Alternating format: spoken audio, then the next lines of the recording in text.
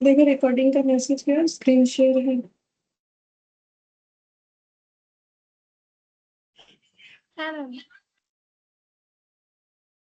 Good morning Himanshu. Good morning. देखो, ये जो होमवर्क दिया था लास्ट क्लास में, उसको हम लोग आज क्लास के एंड में कर लेंगे, ठीक है। उतना इम्पोर्टेंट नहीं है हमारे एमसीक्यू पॉइंट ऑफ व्यू से, ठीक है। वो स्टार्ट किया तो कर सकते हैं, नहीं भी हुआ तो भी उतना कोई प्रॉब्लम नहीं है, करवा देंगे। तो आज हम लोग जो टॉपिक स्टार्ट करने वाले वो है measures of dispersion. Measures of dispersion.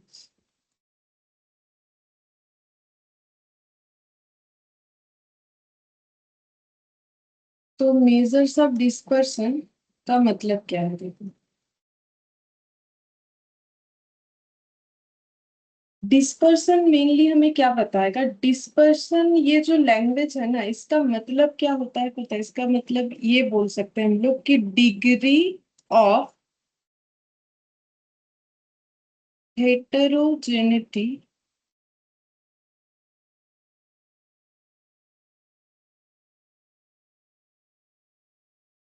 In data, ठीक है। ठीक है, हेटेरोजेनिटी मतलब डिफरेंस, मतलब स्कैटरनेस बोल सकते हैं, कितना अलग है हमारा डेटा, ठीक है। तो ये डिस्पर्सन का मतलब हम लोग ऐसे समझ सकते हैं, अगर एक और लैंग्वेज में इसे बताए कि डिस्पर्सन इस लैंग्वेज का मतलब ही होता है स्कैटरनेस, ठीक है। स्कैटरनेस, स्कैटरनेस मतलब कितना फैला हुआ है डेटा, ठीक है। तो ये डेटा का स्कैटरनेस अगर हम लोग को मापना है, जो कि चैप्टर का नाम है मेजरमेंट, ठीक है। तो अगर हमें डेटा का स्कैटरनेस को मेजर करना है तो हमें मेजर्स ऑफ डिस्पर्सन सीखना पड़ेगा। अब डेटा का स्कैटरनेस का मतलब कैसे समझेंगे कि डेटा का स्कैटरनेस का मतलब क्या बोल रहे हैं? मतलब डेटा फैला हुआ है, तो फैला हुआ है मतलब कहाँ पर, कैसे, किस तरीके से फैला हुआ है। तो देखो यहाँ पर अगर हम दो सीरीज ऑफ डेटा ले रहे हैं, ठीक है। एक मैंने ले लिया सीरीज ए और एक मैंने ले लिया सीरीज बी, ठीक है। इसमें कुछ डेटा हम लिख रहे हैं 30, 32, 36, 38 और 39। इधर में सीरीज में कुछ डेटा ले लेते हैं, जैसे कि 4, 19, 36, 53 और 63, ठीक है। अच्छा, अब अगर हम बोले कि इस सीरीज ऑफ डेटा का एरिथमेटिक मीन निकालो। एरिथमेटिक मीन का मतलब क्या होता है? एवरेज निकालना। तो एवरेज कैसे निकाला जाता है ये देखो, तुम लोगों ने सीखा है और ये बचपन में भी सीखते हो। सारे डेटा का टोटल करना है, divided by number of data करना है, तो एवरेज निकलता है। तो इसका टोटल करने से कितना आएगा? तो कैलकुलेटर पे देखते हैं।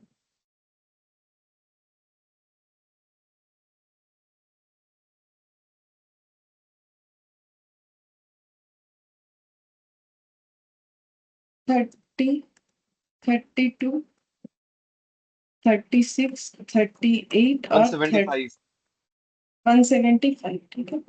और इधर का भी टोटल करो, 4, 19, 36, 53, 63।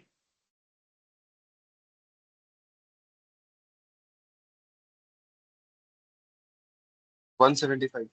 ये भी 175 है, ठीक है। तो अब इसका अगर एवरेज निकालेंगे, दोनों सीरीज का ही हम लोग एवरेज निकालेंगे, इसको थोड़ा नीचे, दोनों सीरीज का एवरेज निकालेंगे तो एवरेज को बोला जाता है मीन, ठीक है। ये एरिथमेटिक मीन निकाल रहा है। एरिथमेटिक मीन का मतलब ऐड करके डिवाइड करने को बोला जाता है एरिथमेटिक मीन, जो तुम लोग बचपन से सीखते आ रहे हो, ठीक है।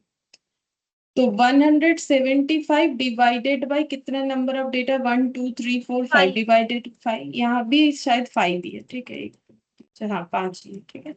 तो इस दोनों में ही फिर मीन का वैल्यू सेम आ जाएगा, कितना आ जाएगा? 5, 3, 15, 35 बस, ठीक है।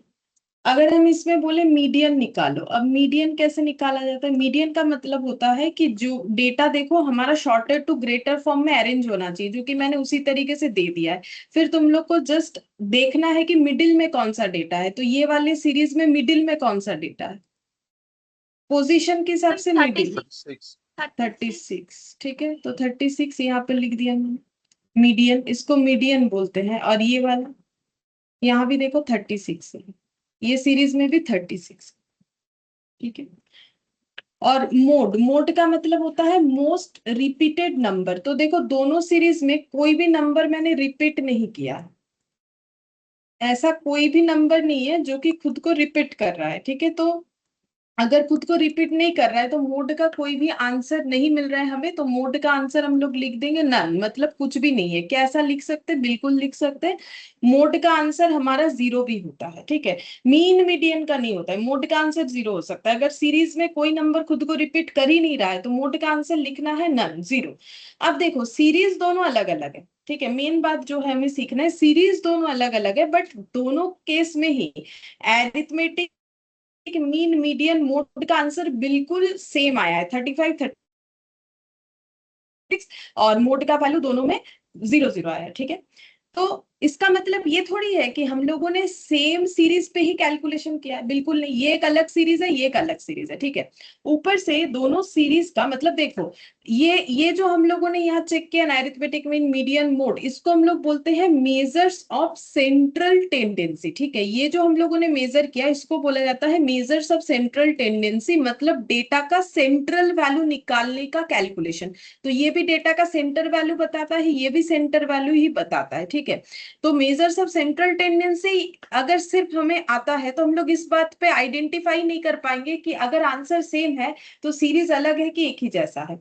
तो सीरीज तो अलग अलग है, ठीक है। तो अब इस चीज को कैसे मेजर करें कि सीरीज अलग था, आंसर भले ही सेम आए, सीरीज अलग था। तो क्या अलग क्या था सीरीज में? सीरीज में ये अलग था कि टोटल भी 175 आया, देखो उसमें भी सीरीज को अलग नहीं कर सकते।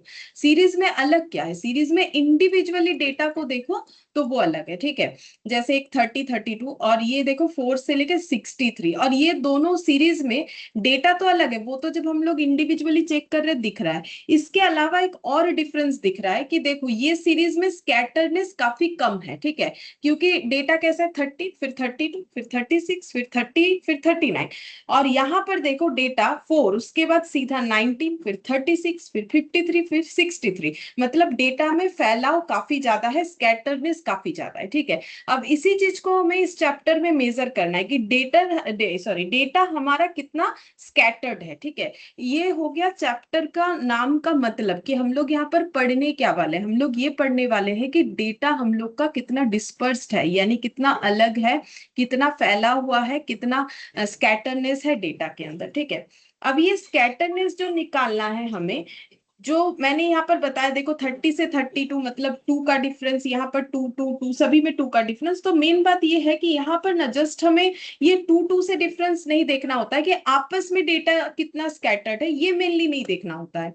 हम लोग को ये देखना होता है कि डेटा उसके सेंट्रल टेंडेंसी से कितना दूर है। जैसे अगर हम एरिथमेटिक मीन से स्कैटरनेस ढूंढने जाए तो 30 से 35, 32 से 35, 36 से 35, 38 से 35, 39 से 35, ये मुझे चेक करना है मेनली कि डेटा का स्कैटरनेस किसके साथ कंपेयर करें। तो डेटा का स्कैटरनेस कंपेयर करना है based measures of central tendency से, based measures of central tendency जो होता है उससे मेजर करना होता है। ये हमारा डेफिनेशन है, ये देखो यहाँ पर हम लिखवा देंगे, ठीक है। यहाँ पर जो है डेफिनेशन दिया है कि स्कैटरनेस मेनली कैसे आइडेंटिफाई करना है कि डेटा अपना मेजर्स ऑफ सेंट्रल टेंडेंसी से कितना ज्यादा फैला हुआ है, उसको मेनली हमें आइडेंटिफाई करना है। और उसके लिए हमें अलग अलग फॉर्मूला दिया हुआ है, तो हम लोग को फॉर्मूला सीखना है, उस पर कैलकुलेशन करना है। लेकिन क्योंकि हम लोग का एमसीक्यू टॉपिक है तो हमारा फॉर्मूला बेस्ड कोई 5-6 नंबर का तो क्वेश्चन आएगा नहीं, ठीक है। तो हमारा सब जो है फॉर्मूला बेस्ड बड़ा बड़ा क्वेश्चन हम लोग प्रैक्टिस के लिए कर सकते हैं, समझने के लिए। But exam point of view से अगर देखा जाए तो हमारा जो है शॉर्ट क्वेश्चन के लिए जो है थियोरेटिकल पॉइंट ऑफ व्यू सबसे ज्यादा इंपॉर्टेंट होता है। जैसे अभी जो मैंने ये चीज बताया कि डेटा कितना स्कैटरनेस है, ये हमें समझना है, तो ये सारी चीजों को हमें ध्यान रखना है, ठीक है। मतलब नॉर्मल वो मतलब मैथ स्टैट जैसे बचपन में कि वो वैसा मत सोचो कि हम लोग बड़ा बड़ा क्वेश्चन सॉल्व करके आ जाएंगे तो हो जाएगा, ऐसा नहीं होगा, हाँ ठीक है, क्योंकि हम लोग का एमसीक्यू है। तो अब डिस्पर्सन का मतलब हम लिखवा देते हैं। तो डिस्पर्सन का मतलब क्या, अब ये जो लिखवा रहे ये डेफिनेशन भी कोई पूछने वाला नहीं है, बट जो पढ़ा उसको एक बार लिख रहे हैं। Dispersion for a given set of observation। Ma'am ये न्यू चैप्टर स्टार्ट है क्या कि पहले से हो रहा? नहीं, अभी तो लिखा मेजर्स ऑफ डिस्पर्सन, न्यू ठीक है चैप्टर। मैम, क्योंकि मैं न्यू ज्वाइन हूँ ना इसलिए। हाँ पता है मुझे। may be defined as the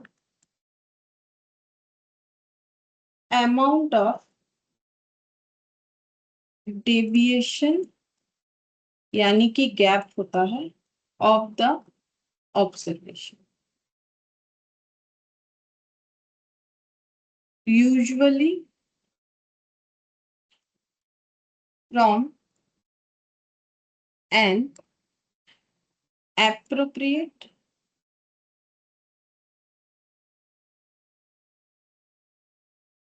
measures of central tendency। ठीक है, तो देखो क्या लिखा है जो अभी तक मैंने बोला कि dispersion for a given set of observation. अगर कोई सेट ऑफ ऑब्जर्वेशंस दिया हुआ है, ऑब्जर्वेशंस मतलब ये सब डेटा, ठीक है, जैसे 30, 32, 36, 38, 39, ये एक सेट ऑफ ऑब्जर्वेशन है। 4, 19, 36, 53, 63, ये एक सेट ऑफ ऑब्जर्वेशंस है। तो इसको हम लोग बोल रहा है कि डिस्पर्सन, इसका अगर डिस्पर्सन निकालना है तो हम लोग क्या निकालना चाहते हैं, बोल रहे हैं कि हम लोग गैप निकालना चाहते हैं ऑब्जर्वेशंस का। गैप मतलब डिफरेंस, डिफरेंस निकालना है। तो किसके साथ किसका डिफरेंस निकालना है, बोल रहा है कि जो ऑब्जर्वेशन है उसमें जितना भी डेटा है सबका डिफरेंस निकालना है। तो डिफरेंस निकालने के लिए तो मुझे दो चीज चाहिए ना, जैसे मुझे डिफरेंस निकालना है 5 और 2 का, तो 5 और 2 का डिफरेंस 3 होता है। तो अगर मुझे 30 का डिफरेंस निकालना है तो किससे निकाले, 32 का डिफरेंस निकालना है, किससे निकाले, 36, 38, 39। बोल रहा है कि जो based measures of central tendency होगा, एप्रोप्रिएट जो मेजर्स ऑफ सेंट्रल टेंडेंसी होगा, उससे हम लोग डिफरेंस निकालेंगे। और मेजर्स ऑफ सेंट्रल टेंडेंसी का मतलब ये देखो, मैंने अभी ये जो तीन चीज बोला, यही हम लोग का measures of central tendency mainly होता है। ठीक है, और हमें इसी से काम हो जाएगा, बाकी और कुछ चाहिए होगा तो हम लोग देखेंगे। ठीक है, तो एरिथमेटिक मीन, मीडियन, मोड, ये मीन दिखाया कैसे निकालना होता है, ये तुम लोग पहले भी किए हो, ठीक है, बचपन में। मीडियन कैसे निकालना होता है, मिडिल का जो वैल्यू होता है वो। मोड कैसे निकालना होता है, अगर नंबर खुद को रिपीट करता है, जैसे यहाँ रिपीट नहीं था तो आंसर मेरा 0 आ गया। तो मुझे देखना है कि 30 से 35 का डिफरेंस कितना है, 32 से 35 का, 36 से 35 का। अगर हम एरिथमेटिक मीन से गैप निकालना चाहते हैं, और अगर हम मीडियन से निकालना चाहते हैं तो 30 से 36 का, 32 से 36 का, इस तरीके से निकालना होता है। ठीक है, बाकी आगे देखो क्या होगा यहाँ पर, जो है कैसा कैलकुलेशंस आएगा। तो सबसे पहले ये समझ लो कि डिस्पर्सन का मतलब क्या है, मुझे डेटा कितना फैला हुआ है वो निकालना है। तो डेटा फैला हुआ कितना है मतलब डेटा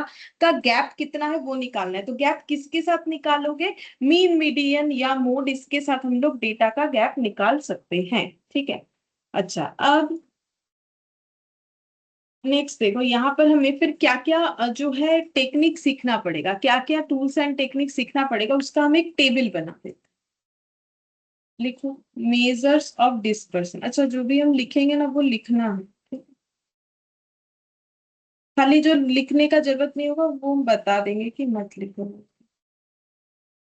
तो डिस्पर्सन को मेजर करने के लिए हम लोग दो तरीके का मेजरमेंट यूज करेंगे। एक हो जाएगा एब्सोल्यूट मेजर, और एक हो जाएगा रिलेटिव मेजर।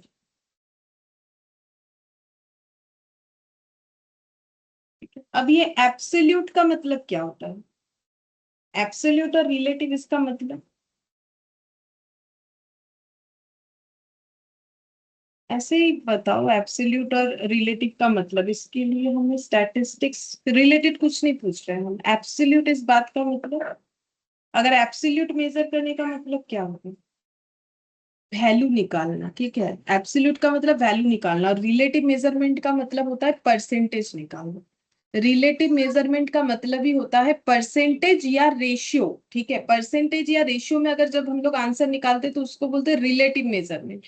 और अगर हम लोग एग्जैक्ट वैल्यू, जैसे अगर हम लोग बोले कि किसी का प्रॉफिट 20 लाख है तो वो हो गया एब्सोल्यूट मेजरमेंट। और अगर हम लोग बोल रहे किसी का प्रॉफिट 33% है तो वो होता है रिलेटिव मेजर। क्यों, क्योंकि 33% का मतलब होता है कि आउट ऑफ 100 33% है, लेकिन वो कोई वैल्यू नहीं है। इसका मतलब ये नहीं कि उसका प्रॉफिट 33 है, ऐसा नहीं बोल सकते। वो 33% का मतलब अलग होता है।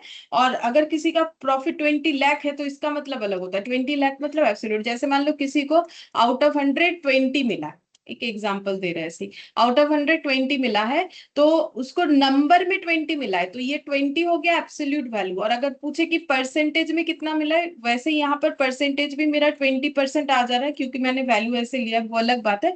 ऐसे, या फिर ऐसे कर देते, आउट ऑफ 15 8 मिला है, तो 8 हो गया वैल्यू, ठीक है। और अगर परसेंटेज पूछेगा तो इंटू 100 करके हम लोग परसेंटेज निकालते हैं, तो 800 divided by 15,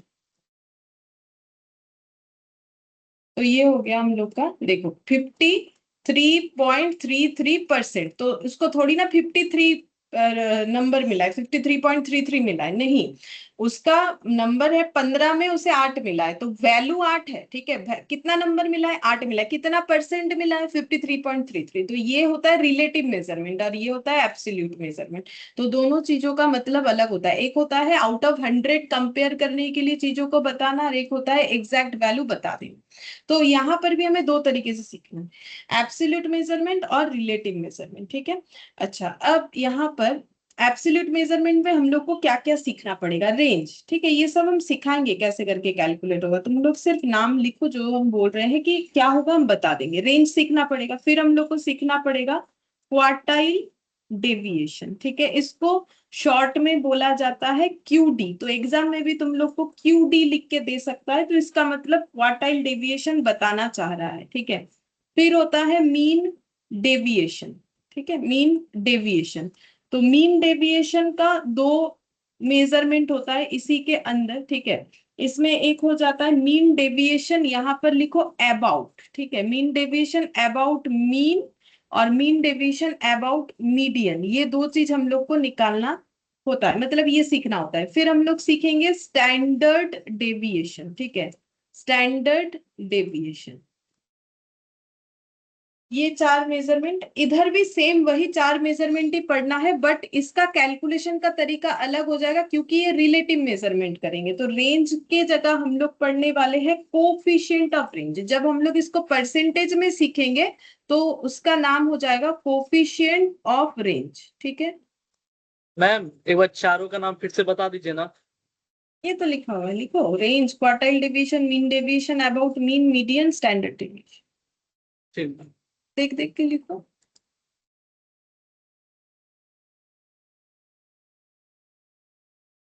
coefficient of range, फिर लिखो coefficient of quartile deviation, coefficient of quartile deviation, फिर कोफिशिएंट ऑफ मीन डेविएशन और coefficient of variation. Coefficient of mean deviation, mean deviation. अब इसमें फिर से वही दो point, mean deviation about mean और मीन डेविएशन अबाउट मीडियन, ठीक है। और ये अबाउट लिखा है, अबाउट, और इधर लिखेंगे coefficient of variation, coefficient of variation, VARIATION, ठीक है। जगह थोड़ा कम हो गया इसलिए ऐसे नीचे नीचे लिख दिया है, कोफिशिएंट ऑफ वेरिएशन, ठीक है। ये हम लोग को सीखना पड़ेगा, ये सारा जो टूल्स है ये हम लोग को सीखना पड़ेगा। सबसे पहले हम लोग सीखेंगे रेंज, ठीक है, जो कि काफी आसान है।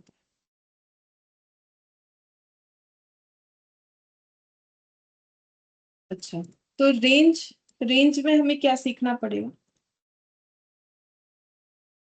तो जो लिख रहे हैं लिखो, हम समझा देंगे क्या होता है, ठीक है। अगर मेरा ऑब्जर्वेशन है डिस्क्रीट, डिस्क्रीट ऑब्जर्वेशन, अब ये डिस्क्रीट ऑब्जर्वेशन क्या होता है बता देते हैं। डिस्क्रीट ऑब्जर्वेशन अगर है तो फॉर्मूला क्या हो जाएगा, फॉर्मूला हो जाएगा range equal to largest observation minus smallest observation. और अगर ग्रुप्ड फ्रीक्वेंसी डिस्ट्रीब्यूशन है, बता देंगे क्या होता है ग्रुप्ड फ्रीक्वेंसी डिस्ट्रीब्यूशन।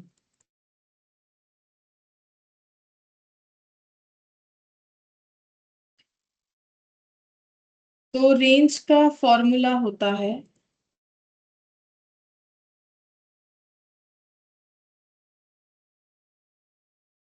अपर क्लास बाउंड्री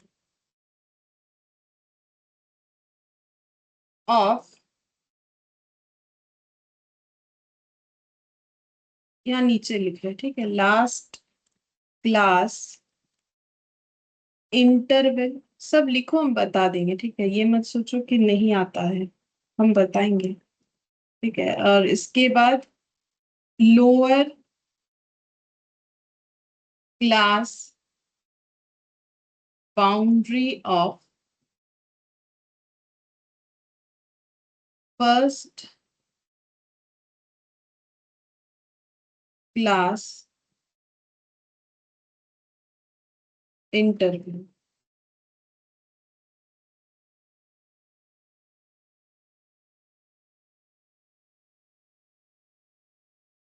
अच्छा, अब ये जो पहला लिखा है फॉर्मूला कि range equal to largest observation minus smallest observation, इसके ऊपर जो लिखा हुआ है डिस्क्रीट ऑब्जर्वेशंस। अब ये डिस्क्रीट ऑब्जर्वेशंस का मतलब क्या होता है? तो डिस्क्रीट ऑब्जर्वेशंस का मतलब होता है, जैसे कि हम दिखा रहे हैं यहाँ पर, ये जो ऑब्जर्वेशंस दिख रहा है ये डिस्क्रीट है। ये क्यों डिस्क्रीट है? क्योंकि ये सारे ऑब्जर्वेशन सिंगल है। जैसे 30 एक ही बार है, 32 एक बार है, 36 सब सिंगल सिंगल है, ठीक है। यहाँ पर ऐसा नहीं कि 30 दो बार है, 32 तीन बार है, ऐसा कुछ भी नहीं है, ठीक है। तो सारा डेटा डिस्क्रीट अलग अलग अलग अलग है, सिंगल सिंगल सारा डेटा है। तो ऐसा डेटा जब हमारे पास रहता है तो उसको हम लोग बोलते हैं डिस्क्रीट ऑब्जर्वेशन, ठीक है। अब यहाँ रेंज का मैंने क्या फॉर्मूला लिखवा है? Largest minus smallest observation. अब ऑब्जर्वेशन का मतलब क्या होता है? जो चीज दिख रहा है ऑब्जर्व कर रहे हो, तो यहाँ पर ये सारी चीज ऑब्जर्व कर रहे हो। तो अगर इसी का मुझे रेंज निकालने बोले तो तुम लोग बोल सकते हो इसका रेंज का आंसर क्या होगा? फॉर्मूला तो मैंने लिखवा दिया, लार्जेस्ट माइनस स्मॉलेस्ट। इसमें सबसे लार्जेस्ट वैल्यू और सबसे स्मॉलेस्ट वैल्यू नहीं बता सकते, और उसका डिफरेंस।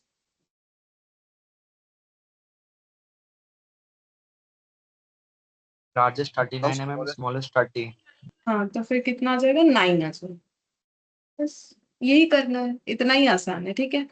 तो रेंज को हमें क्या करना है? लार्जेस्ट माइनस स्मॉलेस्ट निकालना है, अगर हमारा डिस्क्रीट ऑब्जर्वेशन से, ठीक है। अच्छा, अब यहाँ पर अगर देखोगे तो इसमें कितना आ जाएगा रेंज?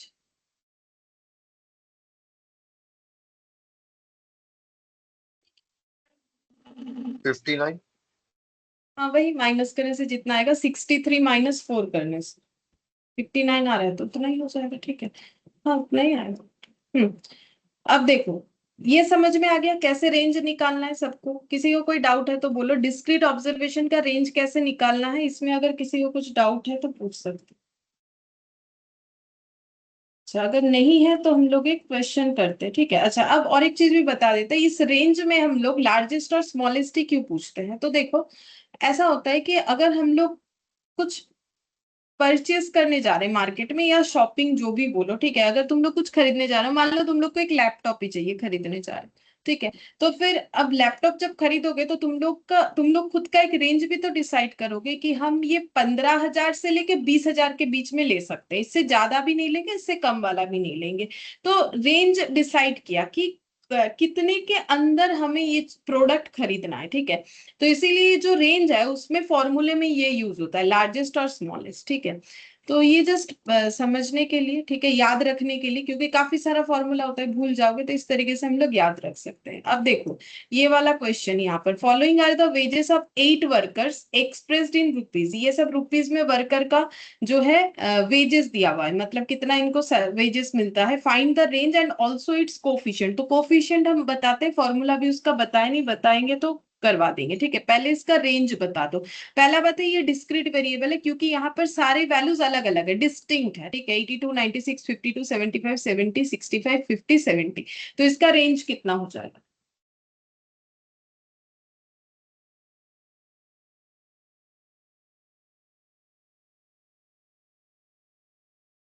अरे बोलो, लार्जेस्ट और स्मॉलेस्ट माइनस करके बोलो।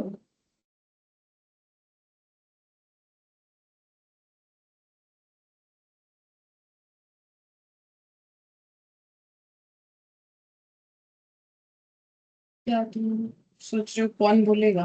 अरे बोलो ना कोई भी। 44 44 तो नहीं है, 46 है आंसर।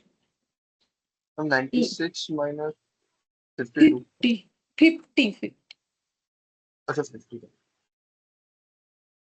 46 हो जाएगा, ठीक है, 46 हो जाएगा। लार्जेस्ट माइनस स्मॉलेस्ट, ठीक है, 96 माइनस 50। और आंसर लेकिन 46 के आगे रुपीस जरूर लगाना है, मतलब वहां तुम लोग को लिखना नहीं पड़ेगा, मानते हैं कि ऑप्शन चूज करना है। मतलब मान लो ऑप्शन ए है 46, ऑप्शन बी है कुछ और वैल्यू मान लो, जैसे अभी गलती से 44 या कितना बोल रहे थे, ठीक है, मान लो गलती कैलकुलेशन कर दी, उसका भी कुछ दिया हुआ, और इधर मान लो दिया हुआ ₹46। तो अगर तुम लोग 46 में टिक करके आ जाओगे तो वो गलत हो जाएगा। क्यों? क्योंकि ये आंसर में यूनिट है, तो ये यूनिट के साथ ही हमें आंसर लिखना पड़ेगा, क्योंकि दो डेटा माइनस होने से उसमें से यूनिट कभी नहीं हटता है। यूनिट कब हटता है? अगर दो डेटा में, बोलो, यूनिट कब हट सकता है? माइनस हुआ तो यूनिट कैसे हटेगा?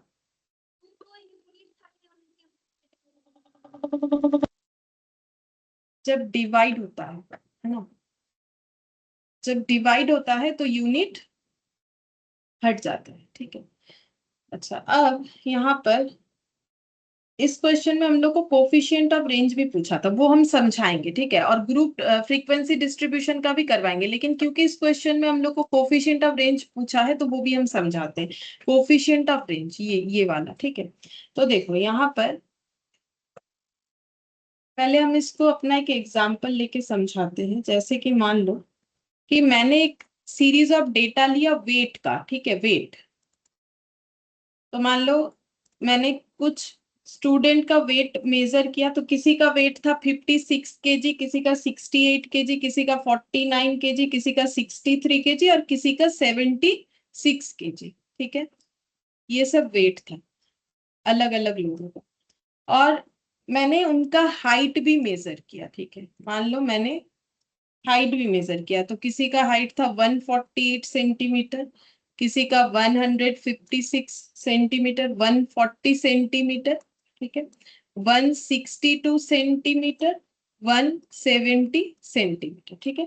अब मैंने तुम लोग को बोला इसका रेंज निकालो, वेट का रेंज निकालो, तो लार्जेस्ट माइनस स्मॉलेस्ट वैल्यू, ठीक है। और यहाँ पर भी मैंने बोला कि हाइट का रेंज निकालो, तो अगेन वही लार्जेस्ट माइनस स्मॉलेस्ट वैल्यू। तो बोलो कितना आंसर होगा दोनों केस में?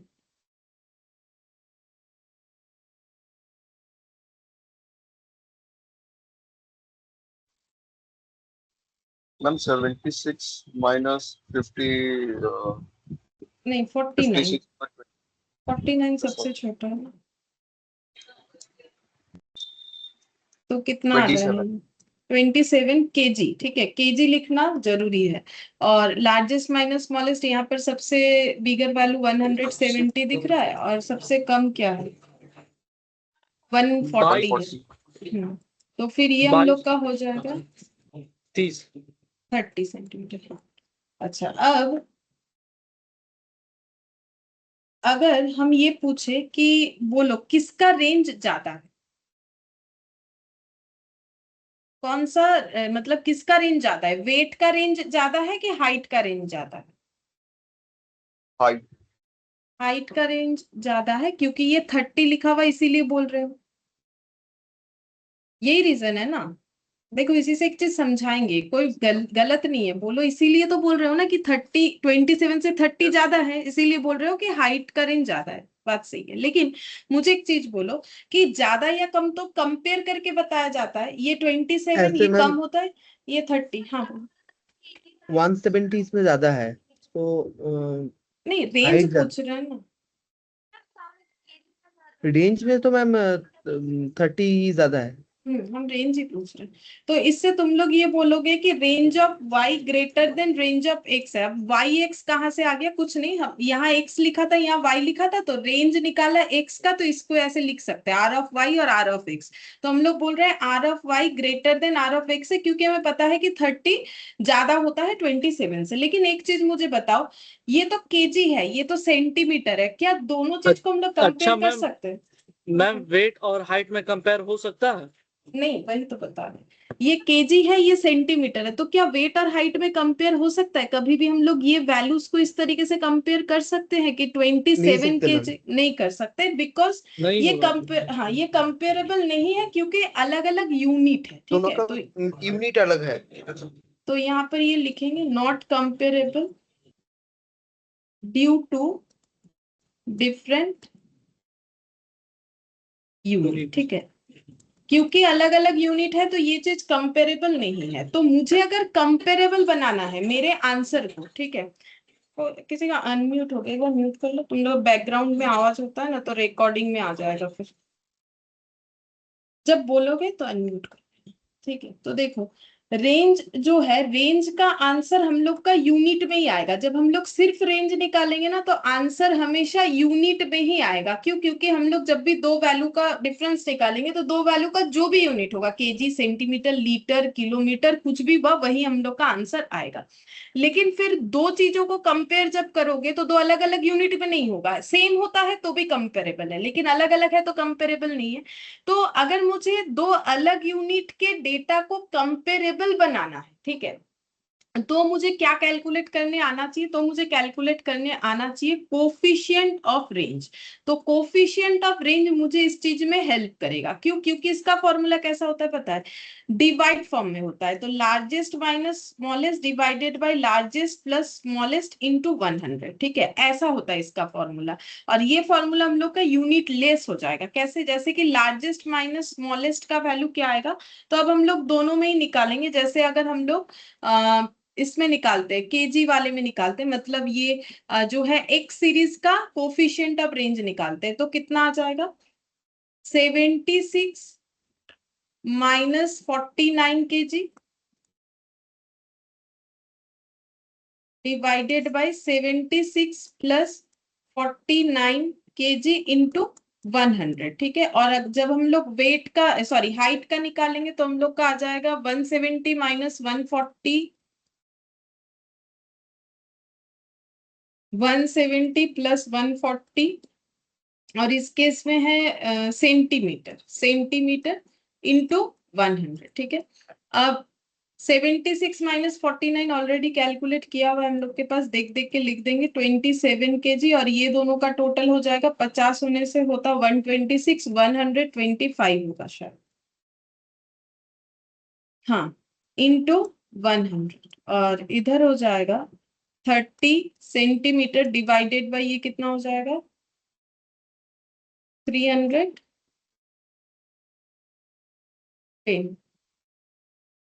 इंटू 100। अब बोलो, क्या ये केजी केजी कट जाएगा और ये सेंटीमीटर सेंटीमीटर कट जाएगा? कट जाने के बाद यहाँ पर सॉल्व करने से कितना आएगा? तो कैलकुलेटर लो और देखो, 27 इंटू 100 डिवाइडेड बाई 125, तो इसका आंसर आ गया 21.6%, ठीक है। इसका यूनिट हट गया, और इधर आ जाएगा 30 डिवाइडेड बाई 310 इंटू 100, तो ये आ जाएगा हम लोग का 9.67%, 9.67% लिख दिया। 8 भी लिख सकते हो, 7 है, ठीक है, 8 लिख देते, 7 है, 2 डिजिट लिया है मैंने, ठीक है, ये हो गया। अब ये कंपेरेबल है, क्यों? क्योंकि ये भी आउट ऑफ 100 बता रहा है, ये भी आउट ऑफ 100 बता रहा है। अब बोलो, मेरा कौन सा रेंज ज्यादा है? कौन सा रेंज ज्यादा है? आर ऑफ वाई ज्यादा है कि आर ऑफ एक्स ज्यादा है? वैसे मैंने ये जो है, ये एक्स माना है, जो केजी वाला है ना, इसके ऊपर एक्स लिखा था, तो ये आर ऑफ एक्स होगा। तो मुझे बोला अब कौन ज्यादा है?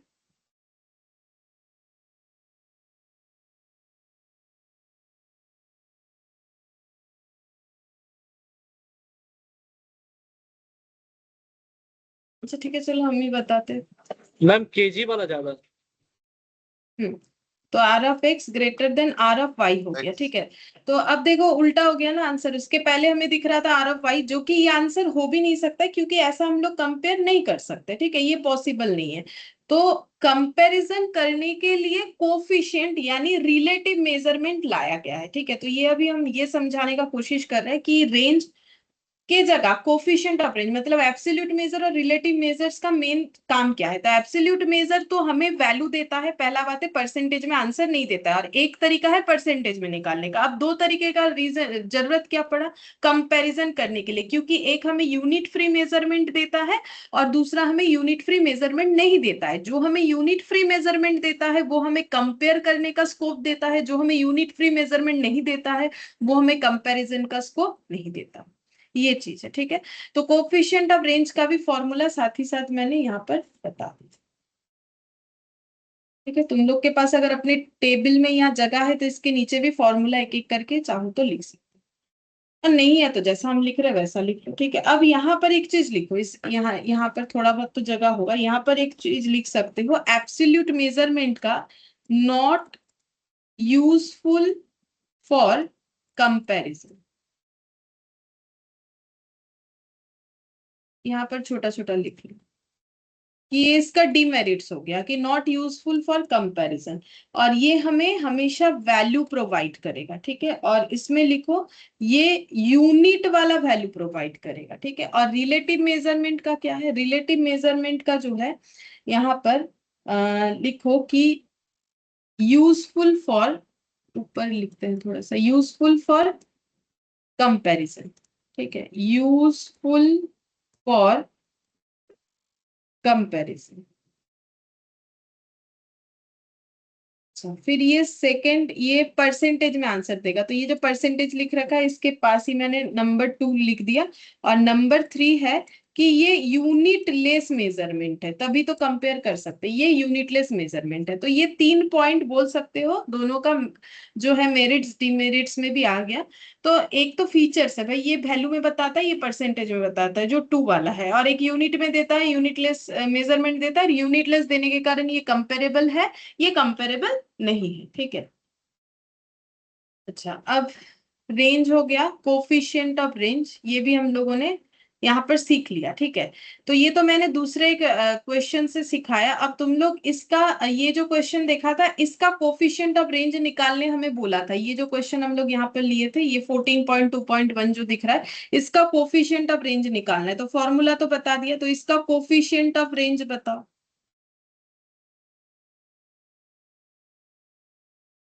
तो largest minus smallest divided by largest plus smallest into 100, अभी तो लिखा है फॉर्मूला, ठीक है, याद करना पड़ेगा।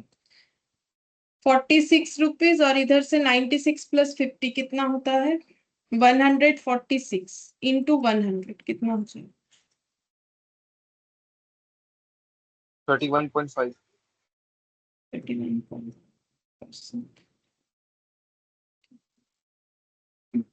31.5%। अच्छा, अब यहाँ पर देखो what is the range and its coefficient for the following distribution of weight. अब ये जो डिस्ट्रीब्यूशन देख रहे हो इसी को बोलते हैं ग्रुप फ्रीक्वेंसी डिस्ट्रीब्यूशन। ये देखो ये जो दिख रहा है इसको बोलते हैं ग्रुप फ्रीक्वेंसी डिस्ट्रीब्यूशन। अब क्यों बोलते हैं अभी लिखने से समझ में आ जाएगा, हम यहाँ पर एक बार क्वेश्चन को लिख रहे हैं। अच्छा हाँ, एक इसमें एक पॉइंट और भी लिख लो।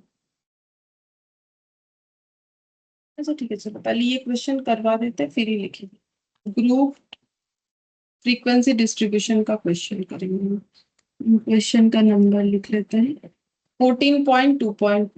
14.2. वेट इन केजी, वेट केजी में 50 से 54, 55 से 59, 50 से 54, 55 से 59,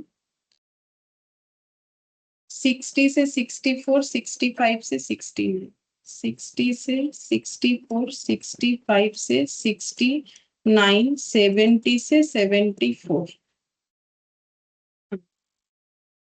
और यहाँ पर दिया हुआ है, थोड़ा सा एक लाइन जगह छोड़ दो, नंबर ऑफ स्टूडेंट, ठीक है, नंबर ऑफ स्टूडेंट दिया है, मतलब स्टूडेंट का वेट मेजर हुआ है 12, 18, 23, 10, 3, 12, 18, 23, 10 और 3। ठीक है, अब ग्रुप फ्रीक्वेंसी डिस्ट्रीब्यूशन क्यों है एक बार सुन ही लो। ग्रुप फ्रीक्वेंसी डिस्ट्रीब्यूशन है क्योंकि देखो यहाँ ग्रुप है डेटा में 50 से 54, एक ग्रुप 55 से 59, एक ग्रुप 60 से 64, एक ग्रुप 65 से 69, एक ग्रुप 70 से 74, एक ग्रुप, तो इसीलिए इसको हम लोग बोलते हैं ग्रुप फ्रीक्वेंसी डिस्ट्रीब्यूशन। यहाँ कोई सिंगल डेटा नहीं है। और ये जो है नंबर ऑफ स्टूडेंट, इसको हम लोग बोलते हैं फ्रीक्वेंसी। ठीक है, फ्रीक्वेंसी जिसको हम लोग एफ से डिनोट कर सकते हैं, फ्रीक्वेंसी। ठीक है, फ्रीक्वेंसी का मतलब होता है जैसे कि देखो 50 से 54 के बीच में ऐसे कितने स्टूडेंट थे जिनका वेट 50 से 54 के बीच का था, तो ऐसे 12 स्टूडेंट थे। इसका मतलब ये होता है 55 से 59 के बीच का, मतलब हम लोगों ने वेट का ग्रुप बना लिया कि हम लोग ना 50 से 54 के बीच में जिनका भी वेट होगा उनका एक लिस्ट बना लेंगे, 55 से 59 के बीच में जिनका जो भी वेट है उसका एक लिस्ट बना लेंगे। ठीक है, तो ऐसा जब हम लोग अपना ग्रुप बना के कैलकुलेशन करते हैं तो उसे ग्रुप फ्रीक्वेंसी डिस्ट्रीब्यूशन बोला जाता है। ठीक है, अच्छा अब यहाँ पर हम लोग को कैलकुलेट करने बोला है, रेंज भी कैलकुलेट करने बोला है, कोफिशिएंट ऑफ रेंज भी कैलकुलेट करने बोला है। अब रेंज का देखो यहाँ फॉर्मूला मैंने क्या लिखवाया है ग्रुप फ्रीक्वेंसी डिस्ट्रीब्यूशन के केस में, upper class boundary of the last class interval और lower class boundary of the first class interval. ठीक है, तो इसको हम लोग जो ग्रुप फ्रीक्वेंसी, इसको क्लास इंटरवल भी बोल सकते हैं। ठीक है, क्लास इंटरवल का मतलब ये 50 से 54 एक क्लास, ग्रुप को क्लास भी बोलते हैं। ठीक है, 50 से 59 एक क्लास, 60 से 64 एक क्लास, 65 से 69 और 70 से 74 एक क्लास। ठीक है, अच्छा अब हम लोग को क्या लेना है, अपर class boundary of the last class interval, तो लास्ट क्लास इंटरवल ये वाला है, ये है लास्ट वाला, लास्ट में है लास्ट क्लास इंटरवल। ठीक है, और हम लोग को बोला है lower class boundary of the first class interval, और फर्स्ट क्लास इंटरवल कौन सा है, ये वाला है। ठीक है, ये है हम लोग का फर्स्ट क्लास इंटरवल। ठीक है, अच्छा अब हम लोग को इसका क्या लेना है, हम लोग को इसका बाउंड्री लेना है। ठीक है, क्या बोला है, अपर क्लास बाउंड्री, और एक का बोला है हम लोग को लोअर क्लास बाउंड्री। तो सबसे पहले मैंने क्लास इंटरवल बता दिया, कौन सा अपर, कौन सा फर्स्ट वाला है, कौन सा लास्ट वाला है, वो तो खुद भी हम लोग मतलब देख के ही समझ जाएंगे, इसमें मुझे कुछ सिखाना भी नहीं है। ठीक है, ये पहला क्लास इंटरवल।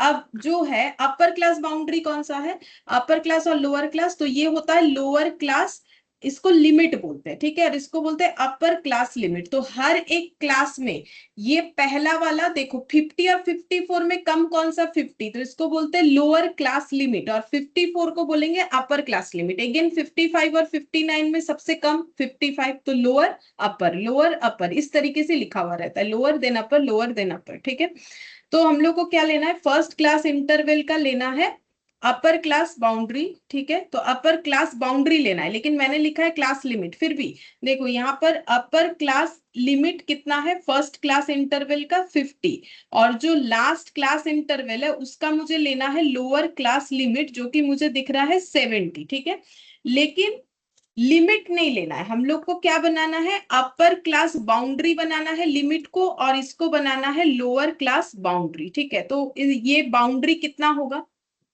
बोलो बाउंड्री कितना होगा, बाउंड्री कैसे निकालते हैं, हाँ इसको हम लोग लिखेंगे 49.5, और इसको हम लोग कितना लिखेंगे 70.5। ये एक बार हम बता देते क्या होता है, देखो हम लोगों को जब भी कोई क्लास इंटरवल देगा, ठीक है, जैसे ये क्लास इंटरवल देख रहे हो, तो ये क्लास इंटरवल जैसे ये 54 में खत्म हुआ फिर 55 में स्टार्ट हुआ, इस चीज को बोलते हैं कि ये एक दूसरे के साथ अटैच्ड नहीं है। ठीक है, जैसे 50 से 54 होता, फिर अगर 54 से स्टार्ट होता तो अटैच्ड होता। तो हमें जब भी क्वेश्चन सॉल्व करना है तो हमें क्लास बाउंड्रीज को मतलब क्लास लिमिट्स को अटैच करना है। ठीक है, क्लास इंटरवल ओवरलैपिंग। ठीक है, तो देखो अभी इतना समझो, इस पे थोड़ा सा डिस्कशन जो है हम ये बता देंगे फिर। ठीक है, अभी इतना समझो कि ये 50 से 54, 55 से 59 ये आपस में जो है अटैच नहीं है, तो अगर इसे हमें अटैच करना है तो 0.5 हमें एड और लेस करना पड़ेगा, किसके साथ, अपर, मैम हाँ अपर क्लास लिमिट 54 होगा ना। अच्छा इसका अपर क्लास लिमिट 54 होगा ना, अच्छा हाँ गलत लिख रही हूँ, सही बात। और ये 70 होगा। अच्छा हाँ, ये 54 होगा। तो ये हो जाएगा हम लोग का 54.5 करना पड़ेगा, अपर क्लास में ऐड होता है, इसमें हम लोग का कितना हो जाएगा, 69.5 हो जाएगा। हाँ, अब देखो बाउंड्री बनाने के लिए क्या करना पड़ेगा वो जस्ट देख लो। अपर क्लास बाउंड्री बनाने के लिए हम लोग को अपर क्लास लिमिट में 0.5 ऐड करना होता है, और अपर लोअर क्लास बाउंड्री बनाने के लिए लोअर क्लास लिमिट में हमें 0.5 लेस करना होता है। ठीक है, ये इतना याद रखो बस, और कुछ नहीं करेंगे। तो ये कब ऐड और लेस करोगे, जब देखना कि ये एक दूसरे के साथ जुड़ा हुआ नहीं है। जैसे अगर ये 54 से स्टार्ट होता तो ये चीज नहीं करना पड़ता, क्योंकि जुड़ा हुआ नहीं है तो करना पड़ेगा। ठीक है, अब इसमें हम लोग का 54.5 और 69.5 आ गया अपर क्लास बाउंड्री और जो है लोअर क्लास बाउंड्री, इसका डिफरेंस निकालना है। तो डिफरेंस निकालो। अगर कितना आ रहा है देखो, अपर class boundary of the last class interval, तो लास्ट क्लास इंटरवल का अपर क्लास बाउंड्री लेना है। ओह अच्छा, मैंने ना उल्टा ले लिया, शायद जो लिखा है उसको उल्टा ले लिया। अपर class boundary of last class interval लेना है, लास्ट क्लास का अपर क्लास बाउंड्री, मतलब यहाँ मुझे 74 लेना चाहिए था। रुको रुको, मैंने ना उल्टा लिख दिया। किसके साथ किसको माइनस करना है हम यहाँ पर लिख देते हैं। अपर class boundary of last class interval, upper class boundary of last class interval minus lower class boundary of first class interval. अब ठीक रहेगा, वहां से देख देख के लिख रहे हैं तो गलत हो जा रहा है। लास्ट क्लास इंटरवल ये वाला है, इसका अपर क्लास बाउंड्री कितना है हम लोग का, लोअर और अपर 74। तो अपर क्लास बाउंड्री कैसे बनेगा, क्योंकि ये बाउंड्री फॉर्म में है नहीं, तो मुझे क्या करना है, इसमें मुझे ऐड कर देना है 0.5। ठीक है, और lower class boundary of first class interval, तो 50 से मुझे, ये लोअर है, इसमें मुझे क्योंकि क्लास बाउंड्री फॉर्म में नहीं है, क्योंकि एक दूसरे के साथ जुड़ा हुआ नहीं है, तो मुझे 0.5 लेस कर देना है।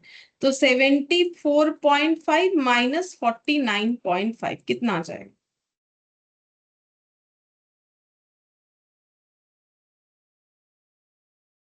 25 आ रहा है। चलो एक बार देख लेते हैं सही आया कि नहीं। 25, हाँ 25 आया। ठीक है, तो इतना समझो कि क्लास बाउंड्री कैसे बनता है, क्लास लिमिट में 0.5 लोअर है तो ऐड करना है, अपर है तो हम लोगों को अपर है तो हम लोग को ऐड करना है, लोअर है तो लेस करना है, जो लिखा है। ठीक है, बोलते हुए थोड़ा गलत हो जा रहा है मेरे से बार बार, जो लिखा हुआ है बिल्कुल सही लिखा हुआ है। देखो यहाँ पर अपर क्लास बाउंड्री के साथ हमें क्या करना है, लेस करना है। ठीक है, और लोअर क्लास बाउंड्री के साथ लेस करना है, और अपर क्लास बाउंड्री के साथ ऐड करना है। Lower class boundary, lower class limit minus 0.5, upper class limit plus 0.5। ठीक है, ये तभी करना है जब हम लोग का एक दूसरे के साथ जुड़ा हुआ नहीं है ऐसा क्लास इंटरवल रहेगा। ये निकल गया। अब हम लोग को इसमें और एक चीज भी निकालने बोला था कि कोफिशिएंट। ठीक है, इसका कोफिशिएंट ऑफ रेंज भी निकालने बोला था, तो इसका कोफिशिएंट ऑफ रेंज कैसे निकलेगा, सेम फॉर्मूला है, निकालो। कोफिशिएंट ऑफ रेंज जैसे अभी सीखा है वही होगा, तो लार्जेस्ट माइनस स्मॉलेस्ट और लार्जेस्ट प्लस स्मॉलेस्ट। तो लार्जेस्ट माइनस स्मॉलेस्ट तो हम लोग निकाल चुके हैं, कितना है 74.5 माइनस 49.5, इसी का एडिशन 74.5 प्लस 49.5 इंटू 100, तो ये हो जाएगा 25 divided by 74.5 plus 49.5, 124 into 100, 25 into 100 divided by 124, 20.16%, 20.16%। ठीक है, बाकी सारा फॉर्मूला मतलब जो डिस्क्रीट का है वैसा ही फ्रीक्वेंसी डिस्ट्रीब्यूशन का भी है, लेकिन उसमें लार्जेस्ट स्मॉलेस्ट निकालने का ये तरीका है। बाकी कोफिशिएंट कैसे होगा, अगर एक बार लार्जेस्ट और स्मॉलेस्ट निकाल लेते हैं फिर उसी का माइनस और प्लस लिखेंगे, कैलकुलेशन ठीक है, तो वही हम लोग का कोफिशिएंट रेंज हो जाएगा। मैंने यहाँ पर टी नहीं लिखा था, ठीक है, टी लिख दिया, कोफिशिएंट ऑफ रेंज हो जाएगा। ठीक है, तो देखो अभी हम लोगों ने क्या पढ़ा, यहाँ पर ये रेंज पढ़ा, ठीक है, कोफिशिएंट ऑफ रेंज पढ़ा, दोनों तरीके के वेरिएबल का पढ़ लिया। अगर डिस्क्रीट हुआ तो कैसा होगा, ग्रुप फ्रीक्वेंसी डिस्ट्रीब्यूशन हुआ तो कैसा होगा, ठीक है। और दोनों ही केस में कोफिशिएंट का जो आंसर है वो हम लोग का वही होगा कि जो लार्जेस्ट माइनस स्मॉलेस्ट है वह minus divided by plus form में इंटू 100, ठीक है। अब रेंज का जो टॉपिक है ये हम लोग का कंप्लीट होने को जा रहा है, लेकिन हम लोग को इसमें पढ़ना पड़ेगा रेंज का प्रॉपर्टी, ठीक है। अब रेंज का प्रॉपर्टी क्या है देखो, तो प्रॉपर्टी सबसे ज्यादा इंपॉर्टेंट होता है एमसीक्यू पॉइंट ऑफ व्यू से। तो प्रॉपर्टी में लिखेंगे रेंज रिमेन unaffected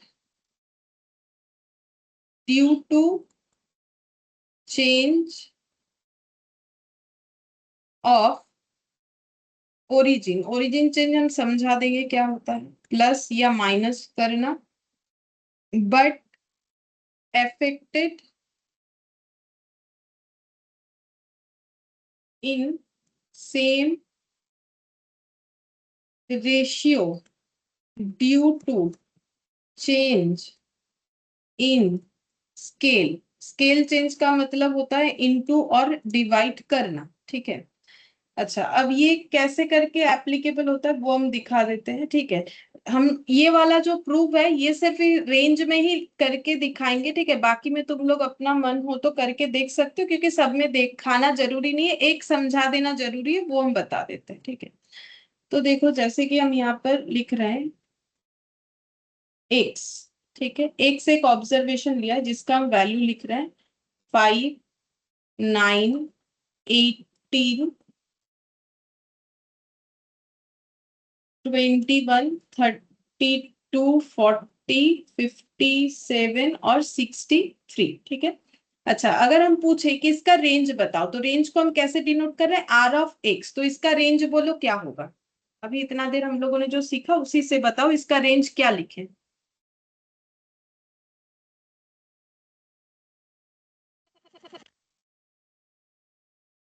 आवश्यक কেটে আসছে।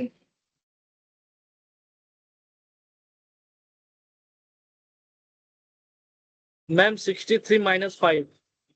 63 माइनस 5, हाँ कितना आ रहा है 58।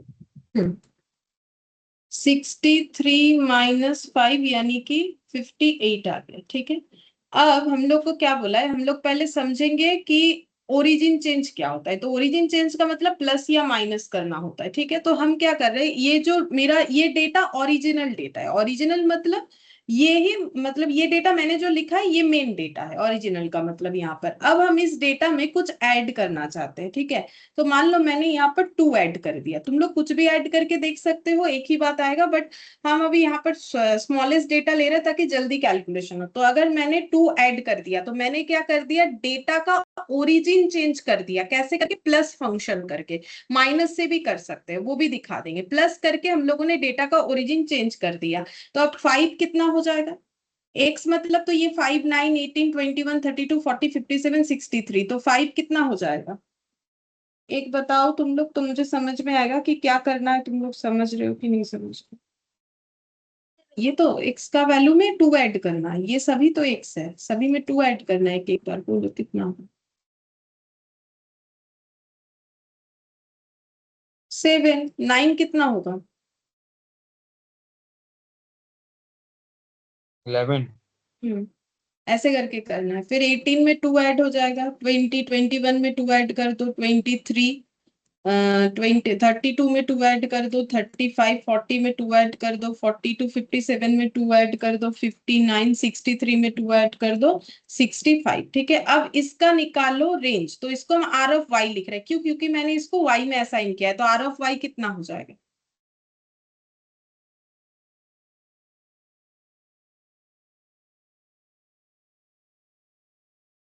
ये तो आसान है, इसमें क्या है। हाँ, ये भी कितना आ गया 58 आ गया, ठीक है।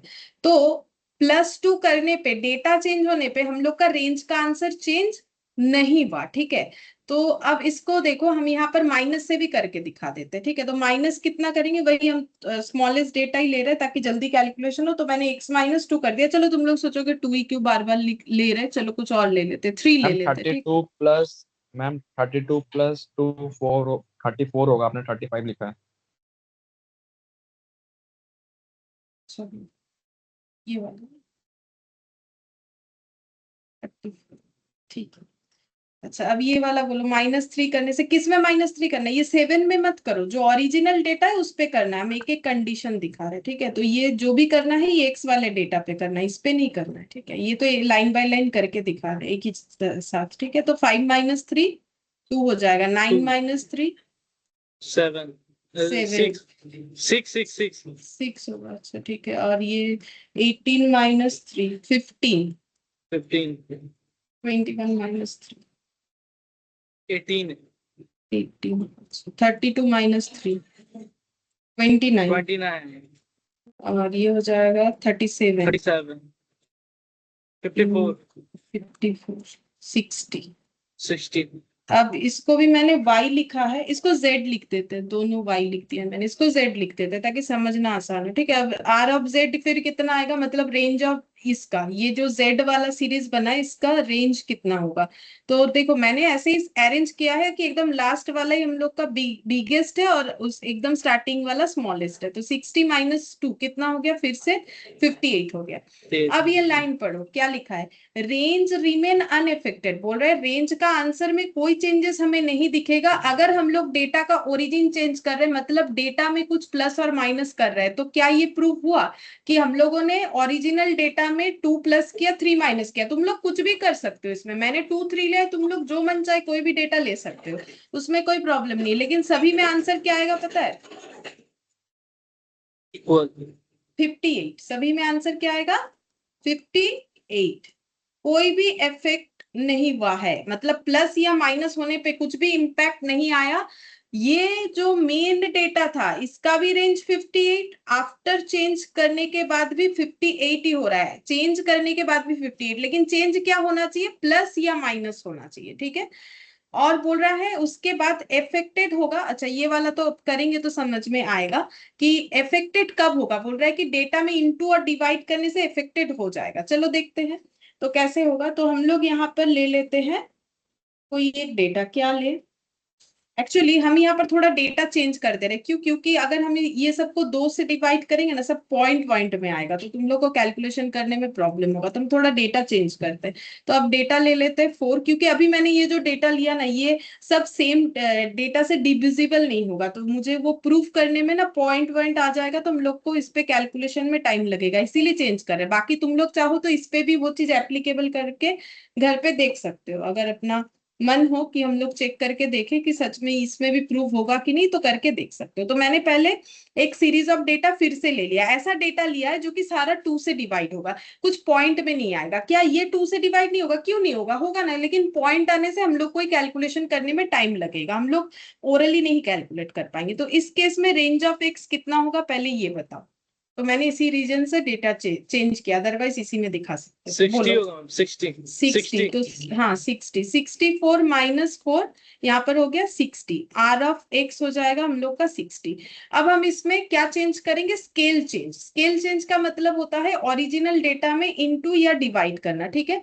तो हम यहाँ पर इंटू कर देते हैं पहले, फिर डिवाइड दिखाते। कितना इंटू करें, कुछ भी कर सकते हो। मान लो हम लोग पहले 3 इंटू कर रहे हैं, तो 4 × 3 12 हो जाएगा, 10 × 3 30 हो जाएगा, 18 × 3 54 हो जाएगा, ये हो गया 60, और 32 × 3 3 2 6 और ये 9 96 हो जाएगा, ये हो गया 120। 56 × 3 कितना हो जाएगा, 168 शायद, ठीक है? 168 और ये हो जाएगा 3 4 3 12 192, ठीक है? अब इसका निकालो आर ऑफ वाई, रेंज निकालो। कैसे निकालोगे भाई, लार्जेस्ट स्मॉलेस्ट, मेरा तो अरेंज किया हुआ ही है, तो ये एंड वाला 192 और -12 कर दो, कितना आ जाएगा 180, ठीक है? अब चेंज हो गया, कितना चेंज हुआ, 60 जो 180 हो गया। देखो ओरिजिनल डेटा को जितने से मल्टीप्लाई किया था उतने रेशियो में ही चेंज हुआ, तो क्या 60 के साथ 3 मल्टीप्लाई करने से ही 180 आता है? नहीं आता है। 60 के साथ 3 मल्टीप्लाई करने से ही तो 180 आता है। हाँ मैम। तो फिर तो यहाँ पर वही लिखा था कि अगर हम लोग स्केल चेंज करते हैं तो बोल रहा है चेंज होगा, अफेक्टेड होगा। जैसे यहाँ पर प्लस माइनस में अफेक्टेड नहीं होगा, स्केल चेंज करोगे इंटू डिवाइड करोगे अफेक्टेड होगा। कितना अफेक्टेड होगा?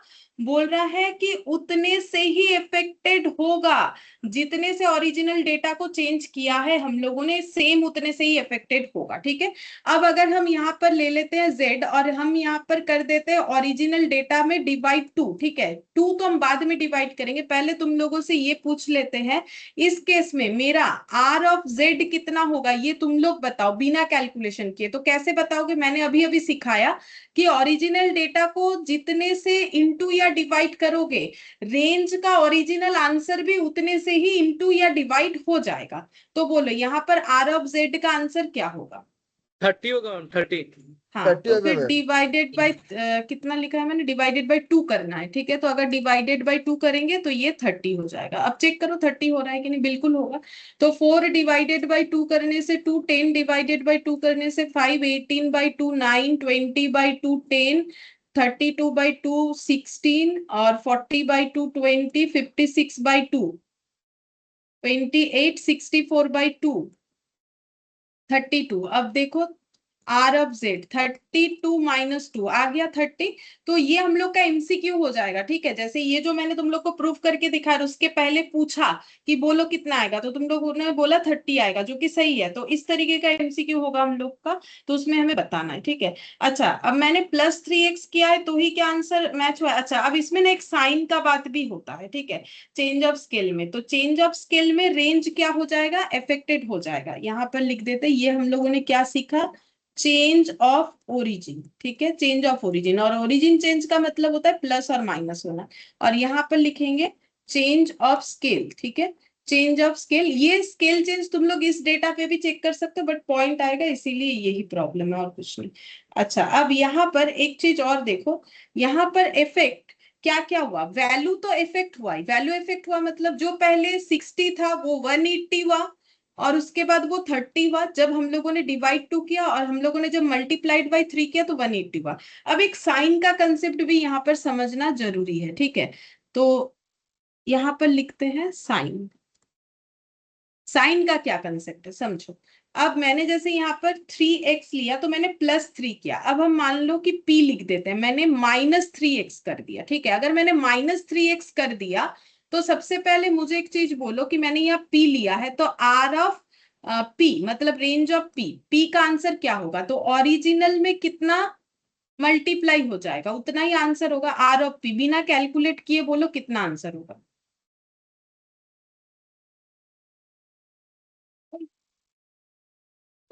20। 20 कैसे होगा? इंटू 3 किया है तो 20 कैसे सॉरी होगा? सॉरी मैं भाग पड़े। हाँ, तो इंटू 3 करके बोलो ना। 180। मैम किसको किससे करना है? वही तो अभी जो सिखा है उसी पे तो बोलना है। p अगर तो -3 180 है ना तो कितना होगा? -180 होगा। हाँ, लेकिन ये चीज सीखना है कि एक्चुअली -180 नहीं आएगा। क्यों नहीं आएगा हम बताते हैं, पहले देख लो मैम p क्या इंटू होता है। करने के बाद साइन कट जाता है क्या? साइन कटेगा, यहाँ पर चेंज होगा। ठीक है, तो इसीलिए जब हम लोग लिखेंगे तो यहाँ पर चेंज करना पड़ेगा। हम बताते कैसे होता है। तो 4 इंटू -3 कितना हो जाएगा? -12। मतलब देखो ये सारा ही डेटा देख देख के कॉपी पेस्ट कर दो, क्योंकि मल्टीप्लाइड बाय 3 है, बस सामने माइनस लगा दो। तो -12, उसके बाद क्या लिखोगे? -30, -54, -60, -96, -120, -168, -192। ठीक है, अब बोलो लार्जेस्ट कौन सा है? माइनस ये जो डेटा देख रहे हो इसमें लार्जेस्ट कौन सा है? 192। -92।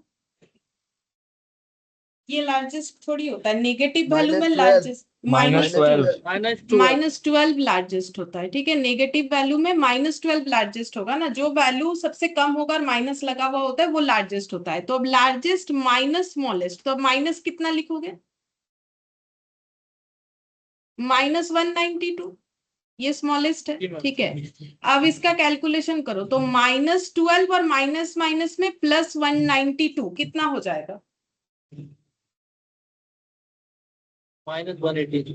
नहीं माइनस प्लस 180 180 ना, हाँ प्लस 180 प्लस 180 हो जाएगा, प्लस मैम नहीं ये होगा, माइनस माइनस कट जाएगा। कटेगा क्या? ये तो माइनस না माइनस में प्लस होगा এখানে ना, एडिशन का काम है ना। প্লাস 192 আছে আর মাইনাস 12 আছে তো সেই জন্যই তো এটা 180 আসছে ওটাই বলছি না, আমি বলছি মাইনাস মাইনাস কেটে যাবে, कटेगा नहीं ना। देखो माइनस अब -2 कितना होता है, ये মাইনাস मल्टीप्लाई हुआ মাইনাস প্লাস হয় माइनस माइनस में +2 होता है। अच्छा अब देखो यहाँ पर 180 हो गया प्लस, लेकिन हम लोगों ने जो सीखा कि जितना मल्टीप्लाई होता है उतने से चेंजेस होता है, तो चेंजेस वैल्यू का हुआ, साथ साथ साइन भी चेंज हो गया। देखो तो इसका मतलब -3 से मल्टीप्लाई करने से -180 नहीं आया, कितना आया? 180 आया। ठीक है 180 आया, तो साइन में कोई इंपैक्ट नहीं आएगा। ठीक है, सिर्फ किस में इंपैक्ट आएगा?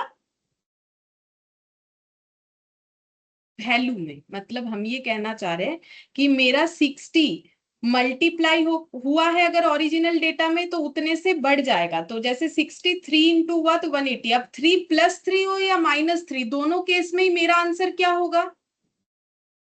मेरा +3 हो या -3 हो, दोनों केस में ही सेम होगा। तो इसको बोलते हैं इफेक्टेड वैल्यू में हो रहा है बट साइन में नहीं हो रहा है। बोलो ये समझ में आया?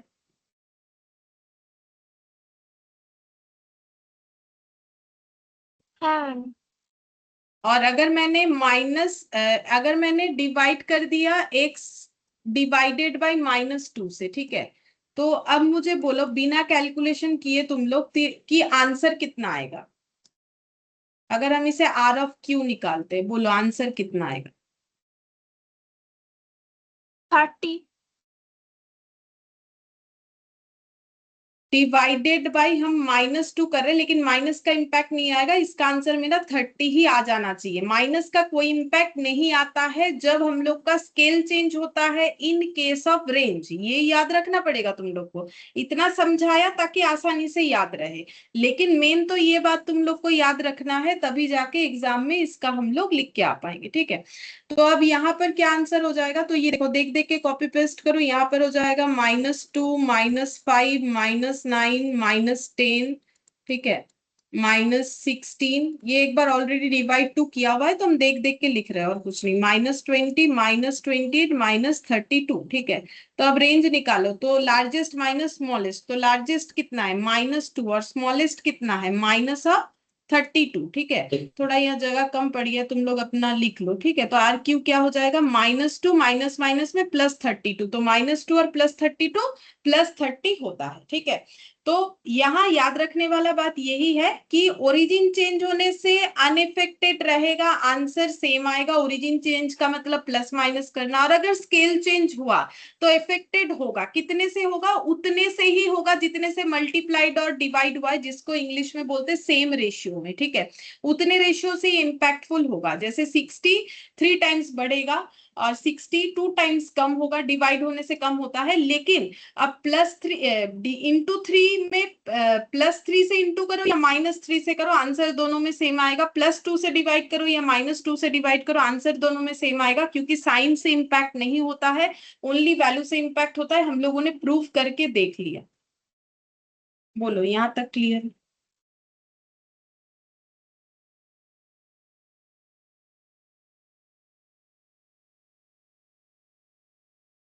अरे बोलो, इतना डिस्कशन करके इतना डिटेल्स में समझाया, कुछ तो बोलो। जी मैम समझ में आ गया। तो ये सारा पॉइंट याद रखना है। अच्छा, अब नेक्स्ट हम लोग जो लिखेंगे देखो,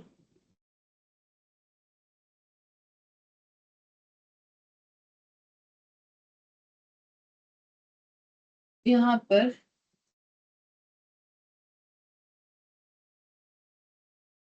वैसे भी ना एक चीज समझो, ये नेगेटिव हुआ नहीं वो तो मैंने समझा दिया, लेकिन एक और कंसेप्ट सुनो। डिस्पर्सन में हम लोग क्या मेजर कर रहे हैं? डेटा से, एक डेटा से दूसरे डेटा का दूरी कितना है। क्या किसी चीज का डिस्टेंस कभी नेगेटिव में हो सकता है?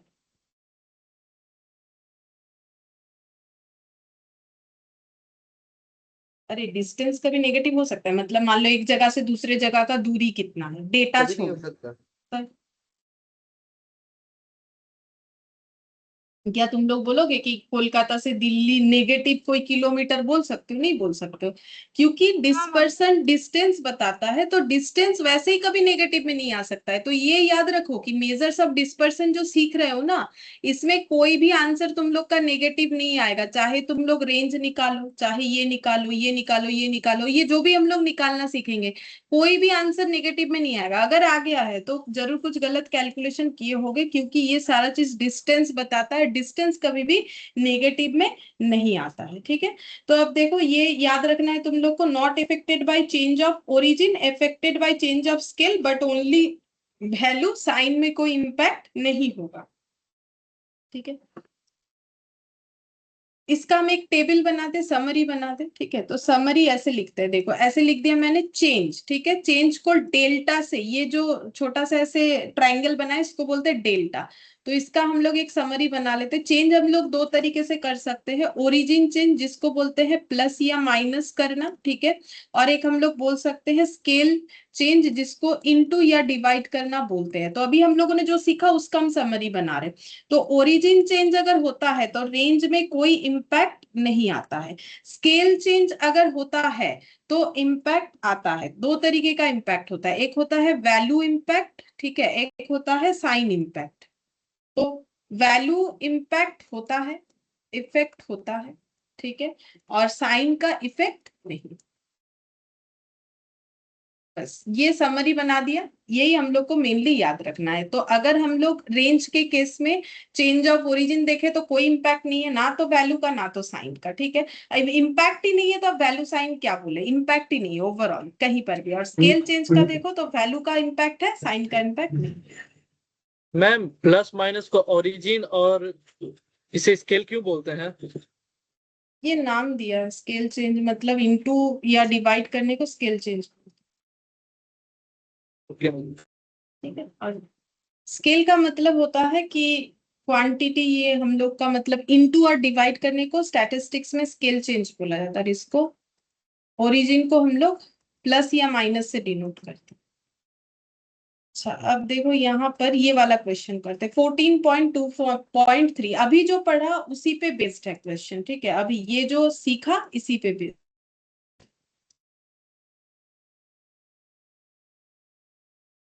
देखो बोल रहा है कि if the relationship between x and y is given by 2x plus 3y equal to 10। तो देखो, जो इक्वेशन चैप्टर मैथ्स में पढ़ रहे हो तो वैसा ही एक इक्वेशन दिया है। ये कैसा इक्वेशन है, इसको हम लोग बोल सकते हैं कि क्योंकि इसमें x का पावर 1 है तो ये डिग्री 1 है, 2 होता है तो डिग्री 2, जिसको क्वाड्रेटिक बोलते हैं, और डिग्री 1 होने से उसको लीनियर भी बोलते हैं। तो ये एक इक्वेशन दिया हुआ है, रेंज ऑफ x जो है वो 15 है। क्वेश्चन में बोल दिया है रेंज ऑफ x, तो इसको ऐसे शॉर्ट में लिखा जाता है, रेंज ऑफ x बोल दिया है 15। और हम लोग को कैलकुलेट करना है, हम लोग को कैलकुलेट करके क्या देना है, रेंज ऑफ y, ठीक है। ये 15 रुपीज दे रखा है, ठीक है। हम लोग को रेंज ऑफ y निकाल के देना है, ठीक है। तो रेंज ऑफ y निकालो, कैसे निकालोगे? अच्छा, अब देखो,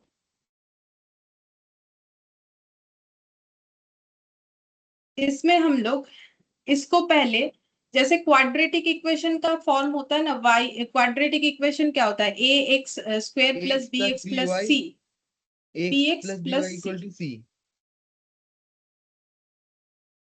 नहीं, a x square plus B x plus a c x होता है square plus B x plus सी।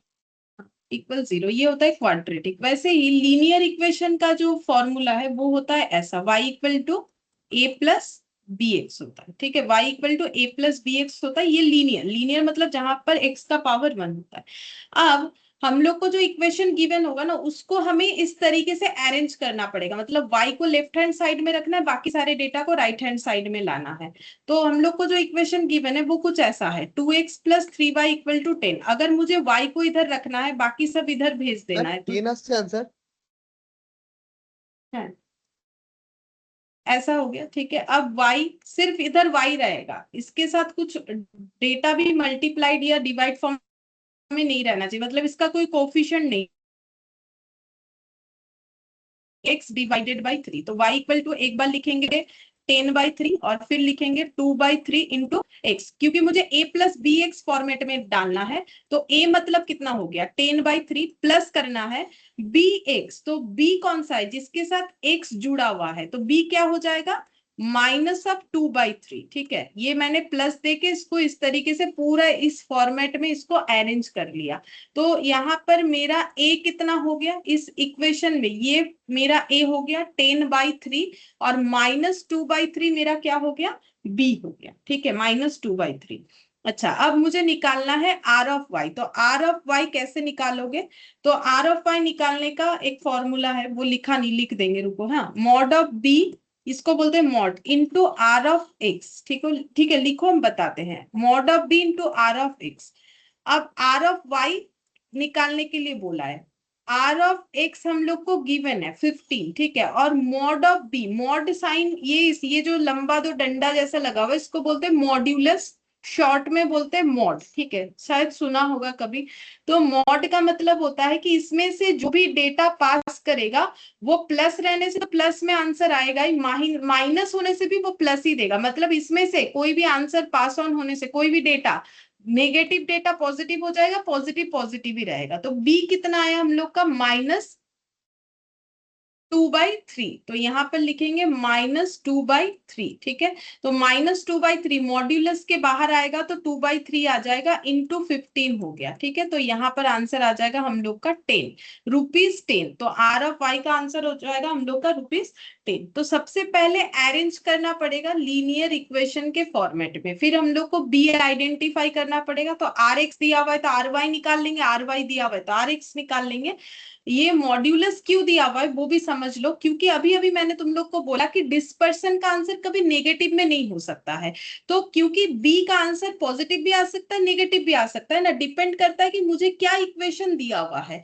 तो नेगेटिव आ जाएगा, अगर मॉड का यूज नहीं किया होता फॉर्मूला में तो फिर ये -2/3 ये -10 आ जाता, क्योंकि डिस्पर्सन का आंसर कभी भी नेगेटिव में नहीं आ सकता है। तो फॉर्मूले में मॉड्यूलस का यूज किया गया है। ठीक है, अब देखो, तुम लोग बोलोगे कि ये फॉर्मूला बीच में कहां से आ गया। ये फॉर्मूला अभी हम लोगों ने सीखा। कैसे सीखा, कि अगर हम लोग का ओरिजिनल डेटा में ओरिजिन चेंज है और स्केल चेंज है, तो इसमें देखो, ये अगर मेरा y ओरिजिनल डेटा है, ये सॉरी ये x अगर मेरा ओरिजिनल डेटा है, नॉर्मली x मेरा ओरिजिनल डेटा होता है, तो ओरिजिनल डेटा में मैंने b मल्टीप्लाई किया है और a ऐड किया है, मतलब मैंने स्केल चेंज और ओरिजिन चेंज दोनों को एक साथ किया है। क्या ऐसा करके भी हम लोग एग्जांपल बना सकते थे? बिल्कुल बना सकते थे, कि मैंने तो यहाँ पर सिंगल सिंगल स्केल चेंज और ओरिजिन चेंज दिखाया। हम लोग चाहे तो दोनों चीजों को एक साथ दिखा सकते, तुम लोग चाहो तो वैसा एक एग्जांपल बना के देख सकते हो कि ओरिजिन चेंज और स्केल चेंज। तो अगर मेरा एक्स ओरिजिनल डेटा है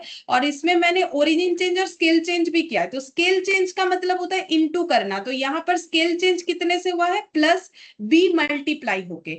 और ओरिजिन चेंज का मतलब क्या होता है, ऐड या लेस होना। तो यहाँ पर ए ऐड या लेस हुआ है। तो देखो, अगर मुझे आर एक्स बता दिया है, मतलब ओरिजिनल आंसर है 15। ठीक है, तो इसमें मेरा ओरिजिन चेंज से तो कोई इंपैक्ट नहीं आना चाहिए, तो मुझे ए से कोई इंपैक्ट नहीं होना चाहिए। तो फॉर्मूले में ए का जगह कहीं नहीं दिख रहा है। मतलब अगर तुम लोग को ये फॉर्मूला ना पता हो और मैंने अभी जो समझाया उससे तुम लोग आंसर देना चाहो तो भी दे सकते हो। कैसे, मुझे पता है कि आर ऑफ एक्स जो है 15, जो कि मेरा ओरिजिनल डेटा है, उसका रेंज 15 आया हुआ है। तो आर ऑफ वाई का आंसर मतलब रेंज ऑफ वाई कितना होगा, तो वाई हम लोगों ने कितना उसको अरेंज करना पड़ेगा। तो इसका मतलब हम लोगों ने ओरिजिनल डेटा में -2/3 मल्टीप्लाई किया है, 10/3 ऐड किया है। तो एडिशन होने से ओरिजिनल आंसर में कोई चेंजेस नहीं आता है, एडिशन या माइनस होने से। वो अभी मैंने तुम लोग को यहाँ पर दिखाया था, तीनों केस में 58 आया था। ठीक है, तो फिर 10/3 का कोई इंपैक्ट नहीं आएगा। आने को किसका इंपैक्ट आएगा, 2/3 का। कितना इंपैक्ट आएगा, ओरिजिनल आंसर में 2/3 मल्टीप्लाई कर देना है, वही किया, ओरिजिनल आंसर में 2/3 मल्टीप्लाई किया, लेकिन साइन का इंपैक्ट नहीं आना चाहिए। इस वजह से फॉर्मूले में मॉड्यूलस दिया हुआ है, तो मॉड ऑफ -2/3 किया हुआ है, ताकि माइनस है तो वो प्लस हो जाए, अगर प्लस है तो प्लस ही रहेगा। इसीलिए फॉर्मूले को इस तरीके से डिजाइन किया गया है। तो ये फॉर्मूला नया कुछ नहीं है, अभी जो तुम लोग को कंसेप्ट सिखा है उसी पे बेस्ड है। बोलो, बात समझ में आए?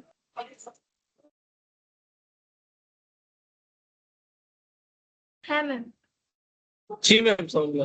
ठीक है, तो ये फॉर्मूला अलग कुछ भी नहीं है, R of Y equal to mod of B into R of X इसीलिए किया हुआ है क्योंकि ओरिजिन चेंज में चेंज नहीं होता है, तो प्लस का मतलब ए का इम्पैक्ट कुछ नहीं आया जो कि प्लस के फॉर्म में था, और बी का इम्पैक्ट आएगा, कितना आएगा, ओरिजिनल डेटा उतने से ही चेंज होगा जितना मल्टीप्लाई हुआ है, तो मल्टीप्लाई बी से हुआ है तो उतना ही चेंज होगा, लेकिन बी बाई चांस नेगेटिव हुआ तो उसको नेगेटिव इम्पैक्ट नहीं देना है हमें क्योंकि साइन का इम्पैक्ट नहीं आता है, तो उसको पॉजिटिव कर दिया, आंसर 10। अच्छा, अब चलो अब हम लोग और भी कुछ क्वेश्चंस करके देखते हैं रेंज के ऊपर, ठीक है, छोटा छोटा क्वेश्चन जैसा आता है हम लोग का एग्जाम में, जैसे ये set B, set B question number 1 ही शायद रेंज का है क्योंकि रेंज ही पढ़ा है, उसी पे क्वेश्चन कर सकते हैं। What is the coefficient of range for the following wage of 8 workers, निकालो coefficient of range, discrete variable है, सब तो बता दिया है, बोलो कोफिशिएंट ऑफ रेंज कितना आएगा।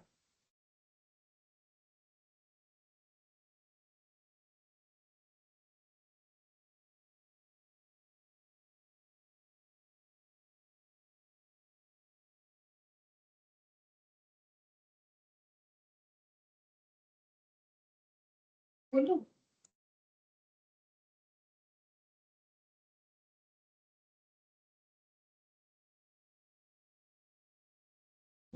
Ma'am 20%। Largest minus smallest, largest plus smallest into 100, तो अब देख देख के यहाँ बताना, लार्जेस्ट वैल्यू कितना है, 90 है, और सबसे कम कौन सा है,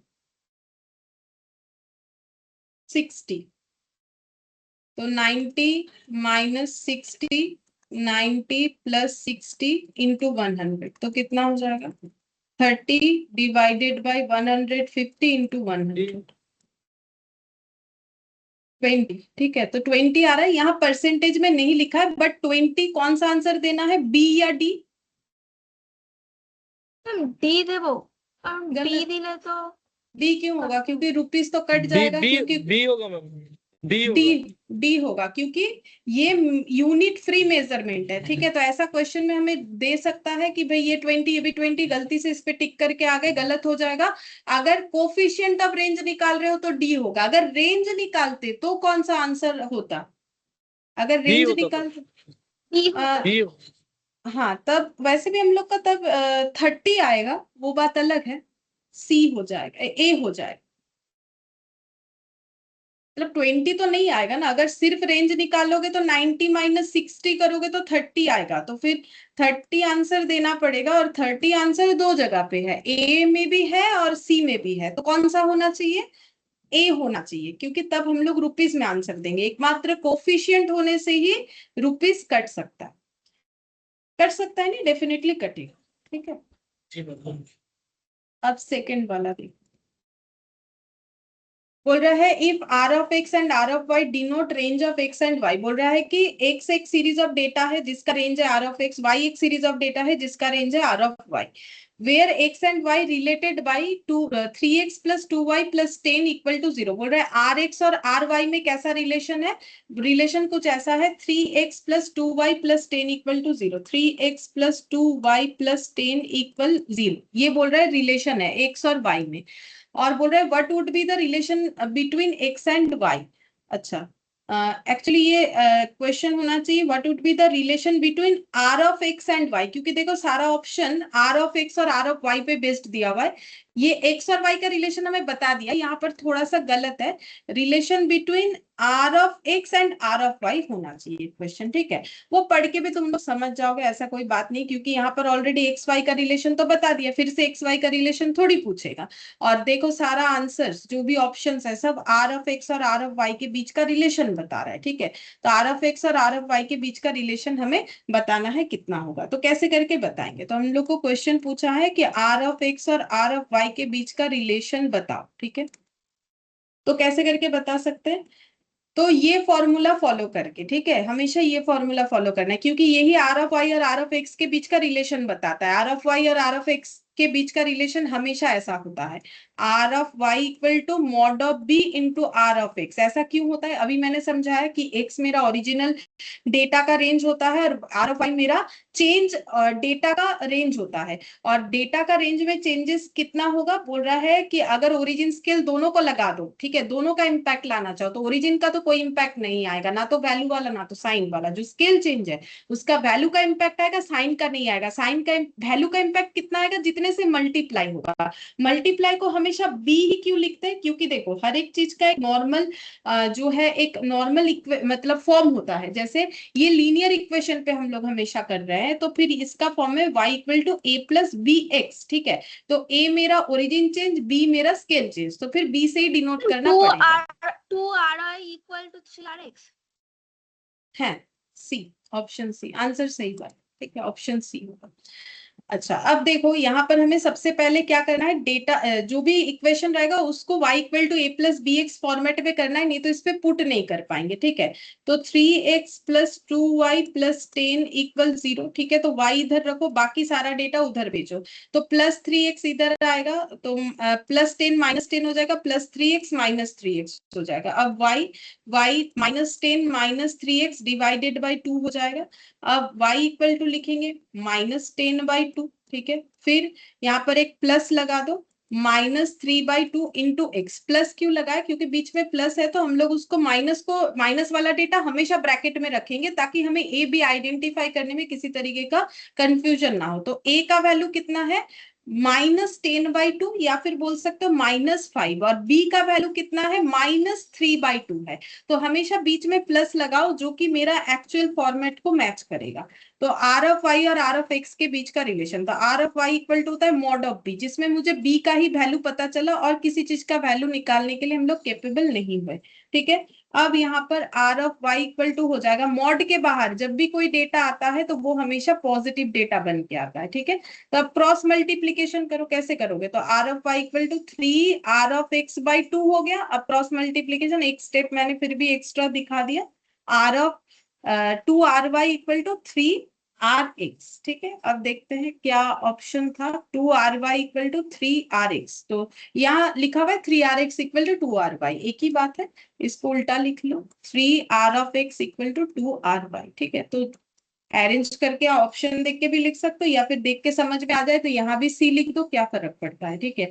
इक्वल के इधर और उधर एक ही बात है, ये ऐसा लिख दो या फिर ऐसा लिख, ठीक है। अच्छा अब ये वाला हम लोगों ने कर लिया, चलो अब ये वाला, what is the coefficient of range for the following distribution. Coefficient of range निकालने बोला है, हम लोग का ग्रुप फ्रीक्वेंसी डिस्ट्रीब्यूशन है, फिर ऐसा डेटा दिया हुआ है जो एक दूसरे के साथ जुड़ा हुआ नहीं है। तो इसका मतलब जो बिगर वैल्यू होता है किसी भी क्लास इंटरवल में उसमें 0.5 ऐड हो जाएगा, ठीक है। और जो स्मॉलर मतलब कम वाला वैल्यू उसमें 0.5 लेस हो जाएगा, ठीक है। तो हम लोग को कोफिशिएंट ऑफ रेंज निकालने बोला है, तो पहले हम फॉर्मूला लिख दे, कैसे होगा coefficient of range. Coefficient of range चाहे हम लोग का डिस्क्रीट वेरिएबल का निकले या ग्रुप फ्रीक्वेंसी डिस्ट्रीब्यूशन का, largest minus smallest, largest plus smallest into 100, ठीक है। अब मुझे लार्जेस्ट वैल्यू कौन सा लेना है? अपर क्लास, देखो फर्स्ट क्लास इंटरवल और लास्ट क्लास इंटरवल पहले चूज कर लो। 69.5 59.5।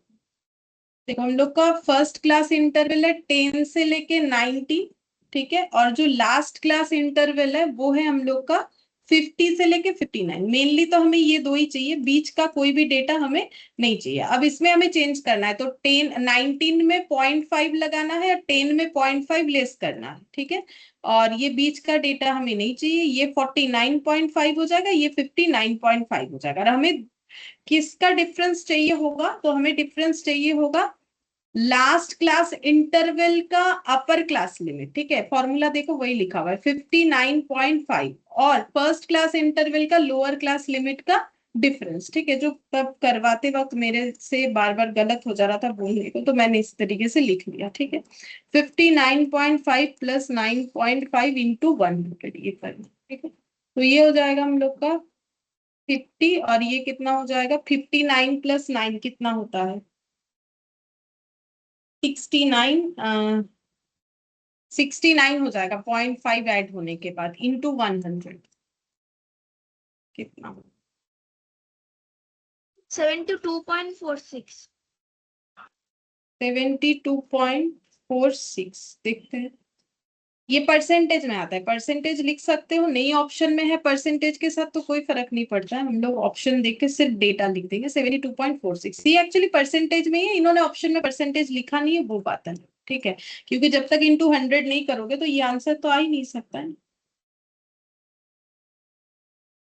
अच्छा, फिर फोर्थ नंबर पे the range of X is two what would be the range of this value. ठीक है, देखो क्या बोल रहा है, रेंज ऑफ एक्स बोला है 2, तो मैंने आर ऑफ एक्स लिख दिया। बोल रहा है कि रेंज इसका कितना होगा, ये क्या है, रेंज ऑफ -3x + 50, तो हम लोग को बोला है रेंज ऑफ -3x + 50 कितना होगा। तो ये इक्वेशन जैसा नहीं दिख रहा है हम लोग को, -3x + 50, तो हम लोग बोल सकते हैं कि लेट y इक्वल -3x + 50। अगर हम लोग इस इक्वेशन को y में असाइन कर दे तो ये हम लोग को समझने में आसानी होगा। तो बेसिकली इसका रेंज निकालने का मतलब आर ऑफ वाई का रेंज निकालना, क्योंकि मैंने इसको y मान लिया है, तो इसका रेंज निकालने का मतलब ही y का रेंज निकालना, जिसको हम आर ऑफ वाई बोल सकते हैं। अब आर ऑफ वाई और आर ऑफ एक्स में रिलेशन क्या बना हुआ है, R of Y equal to mod of B into R of X. ठीक है, तो हम लोग को निकालना पड़ेगा आर ऑफ एक्स तो गिवन है, मॉड ऑफ बी निकालना पड़ेगा, मतलब बी निकालना है, मॉड के अंदर लिखने का मतलब होगा कि आंसर मेरा पॉजिटिव आएगा। ठीक है, तो अब अगर मेरा y इक्वल टू -3x + 50 है, तो मेरा नॉर्मल इक्वेशन क्या होता है, y equal to a + bx। मुझे क्या चाहिए होता है, b कहाँ मिलता है, b x के साथ जुड़ा हुआ होता है, तो x के साथ b जुड़ा हुआ है, तो यहाँ पर b कितना है, -3। -3। तो फिर 3 × 2, तो ये कितना आ जाएगा 6। ठीक है, तो आंसर हो गया हम लोग का 6, तो ऑप्शन 4 यहाँ पर हो गया बी। ठीक है, ऑप्शन बी हो जाएगा। ठीक है, तो देखो ये कितना इंपॉर्टेंट है, ये जो फोर्थ नंबर वाला किया इस टाइप का क्वेश्चन, क्योंकि अगर सिर्फ क्वेश्चन नंबर 3 को एक बार हम लोग साइड रखते हैं तो क्वेश्चन नंबर 1 को भी छोड़ो, क्वेश्चन नंबर 2, 4 और इधर देखो ये वाला जो सिखाया 14.2.3, ये सारा क्वेश्चन वही R of Y equal to mod of B into R of X के ऊपर बेस्ड है, जो कि काफी इंपॉर्टेंट है, जो स्केल चेंज और ओरिजिन चेंज वाले प्रॉपर्टी पे बेस्ड है। ठीक है, अच्छा अब और देखते हैं रेंज के ऊपर कोई क्वेश्चन है, यहाँ पर लगातार 1 से लेके हम लोग का 4 तक रेंज के ऊपर क्वेश्चन, इसके बाद मीन डेविएशन, ये सब तो आज हम लोगों ने सीखा नहीं है, कोई रेंज पे क्वेश्चन होगा तो हम लोग कर लेते हैं। मीन डेविएशन मोड नहीं, ये सब नहीं सीखा है हम लोगों ने, ये भी नहीं सीखा है, नहीं। ठीक है, अच्छा अब इसका रेंज का मेरिट्स और डिमेरिट्स लिख देते हैं। ठीक है, रेंज का जो मेरिट्स है वो मेन मेरिट्स ये है कि वेरी इजी टू कंप्यूट। ठीक है, इसका जो मेरिट बताया गया है कि बोल रहे कि कैलकुलेशन बहुत आसान है। ठीक है, लेकिन इसका जो डिमेरिट्स है वो क्या है, डिमेरिट्स जो है वो है but not based on all observations. ठीक है, डिमेरिट्स जो है वो सारे ऑब्जर्वेशन पे बेस्ड नहीं है, सारे ऑब्जर्वेशन पे बेस्ड नहीं है, मतलब देखो ना हम लोग सिर्फ लार्जेस्ट और स्मॉलेस्ट वैल्यू ले रहे हैं, बाकी वैल्यू का क्या, बाकी वैल्यू का तो कोई हम लोग यूज ही नहीं कर रहे हैं इस रेंज वाले फॉर्मूले में, तो ये इसका डिमेरिट्स बताया जाता है। क्यों, क्योंकि देखो सारी चीजों को लेके जब हम लोग कोई कैलकुलेशन करते हैं तो उस कैलकुलेशन को हमेशा बेस्ड माना जाता है, कि मुझे जो भी डेटा दिया गया है मैंने सारे डेटा का यूज किया, किसी को मैंने जो है रखा नहीं कि भाई ये वाला यूज नहीं करेंगे वो नहीं करेंगे। लेकिन रेंज हमें उस चीज का स्कोप देता ही नहीं है, रेंज हमें क्या कर रहा है, रेंज हमें बोल रहा है कि सिर्फ लार्जेस्ट और स्मॉलेस्ट पे ही फोकस करो, बाकी डेटा को जाने दो, कोई फर्क नहीं पड़ता है, तो फिर ये डिमेरिट्स कहलाता है, क्योंकि सारे डेटा को लेके काम करना ही बेस्ट माना जाता है। तो ये उसका हो गया मेरिट्स और डिमेरिट्स। ठीक है।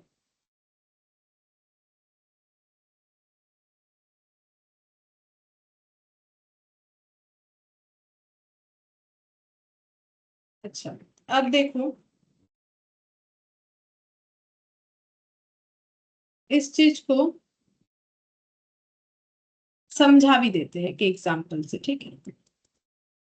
यहाँ पर मैंने एक डेटा लिया 4, 6, 8, 10 और 12। यहाँ पर एक डेटा ले लिया 4, 8, 8, 8 और 12, ठीक है। अच्छा, अब मुझे यहाँ पर इसका रेंज बताओ कितना है और इसका रेंज बताओ कितना है। 8 होगा मैम। দুটোই 8 আসবে। दोनों ही 8 आ जाए।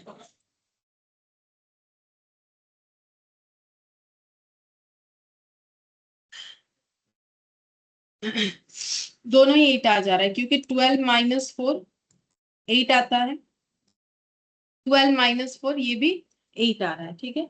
अब यहाँ पर देखो फिर से वही प्रॉब्लम जो स्टार्टिंग में आज मैंने बताया कि जब हम लोग मीन मीडियन मोड निकाले तो डेटा अलग अलग था, फिर भी दोनों का आंसर सेम आ गया। अब यहाँ पर भी देखो डेटा स्कैटरनेस में भी अलग है। यहाँ पर हम डेटा अलग तो है ही, स्कैटरनेस में भी अलग है। क्यों?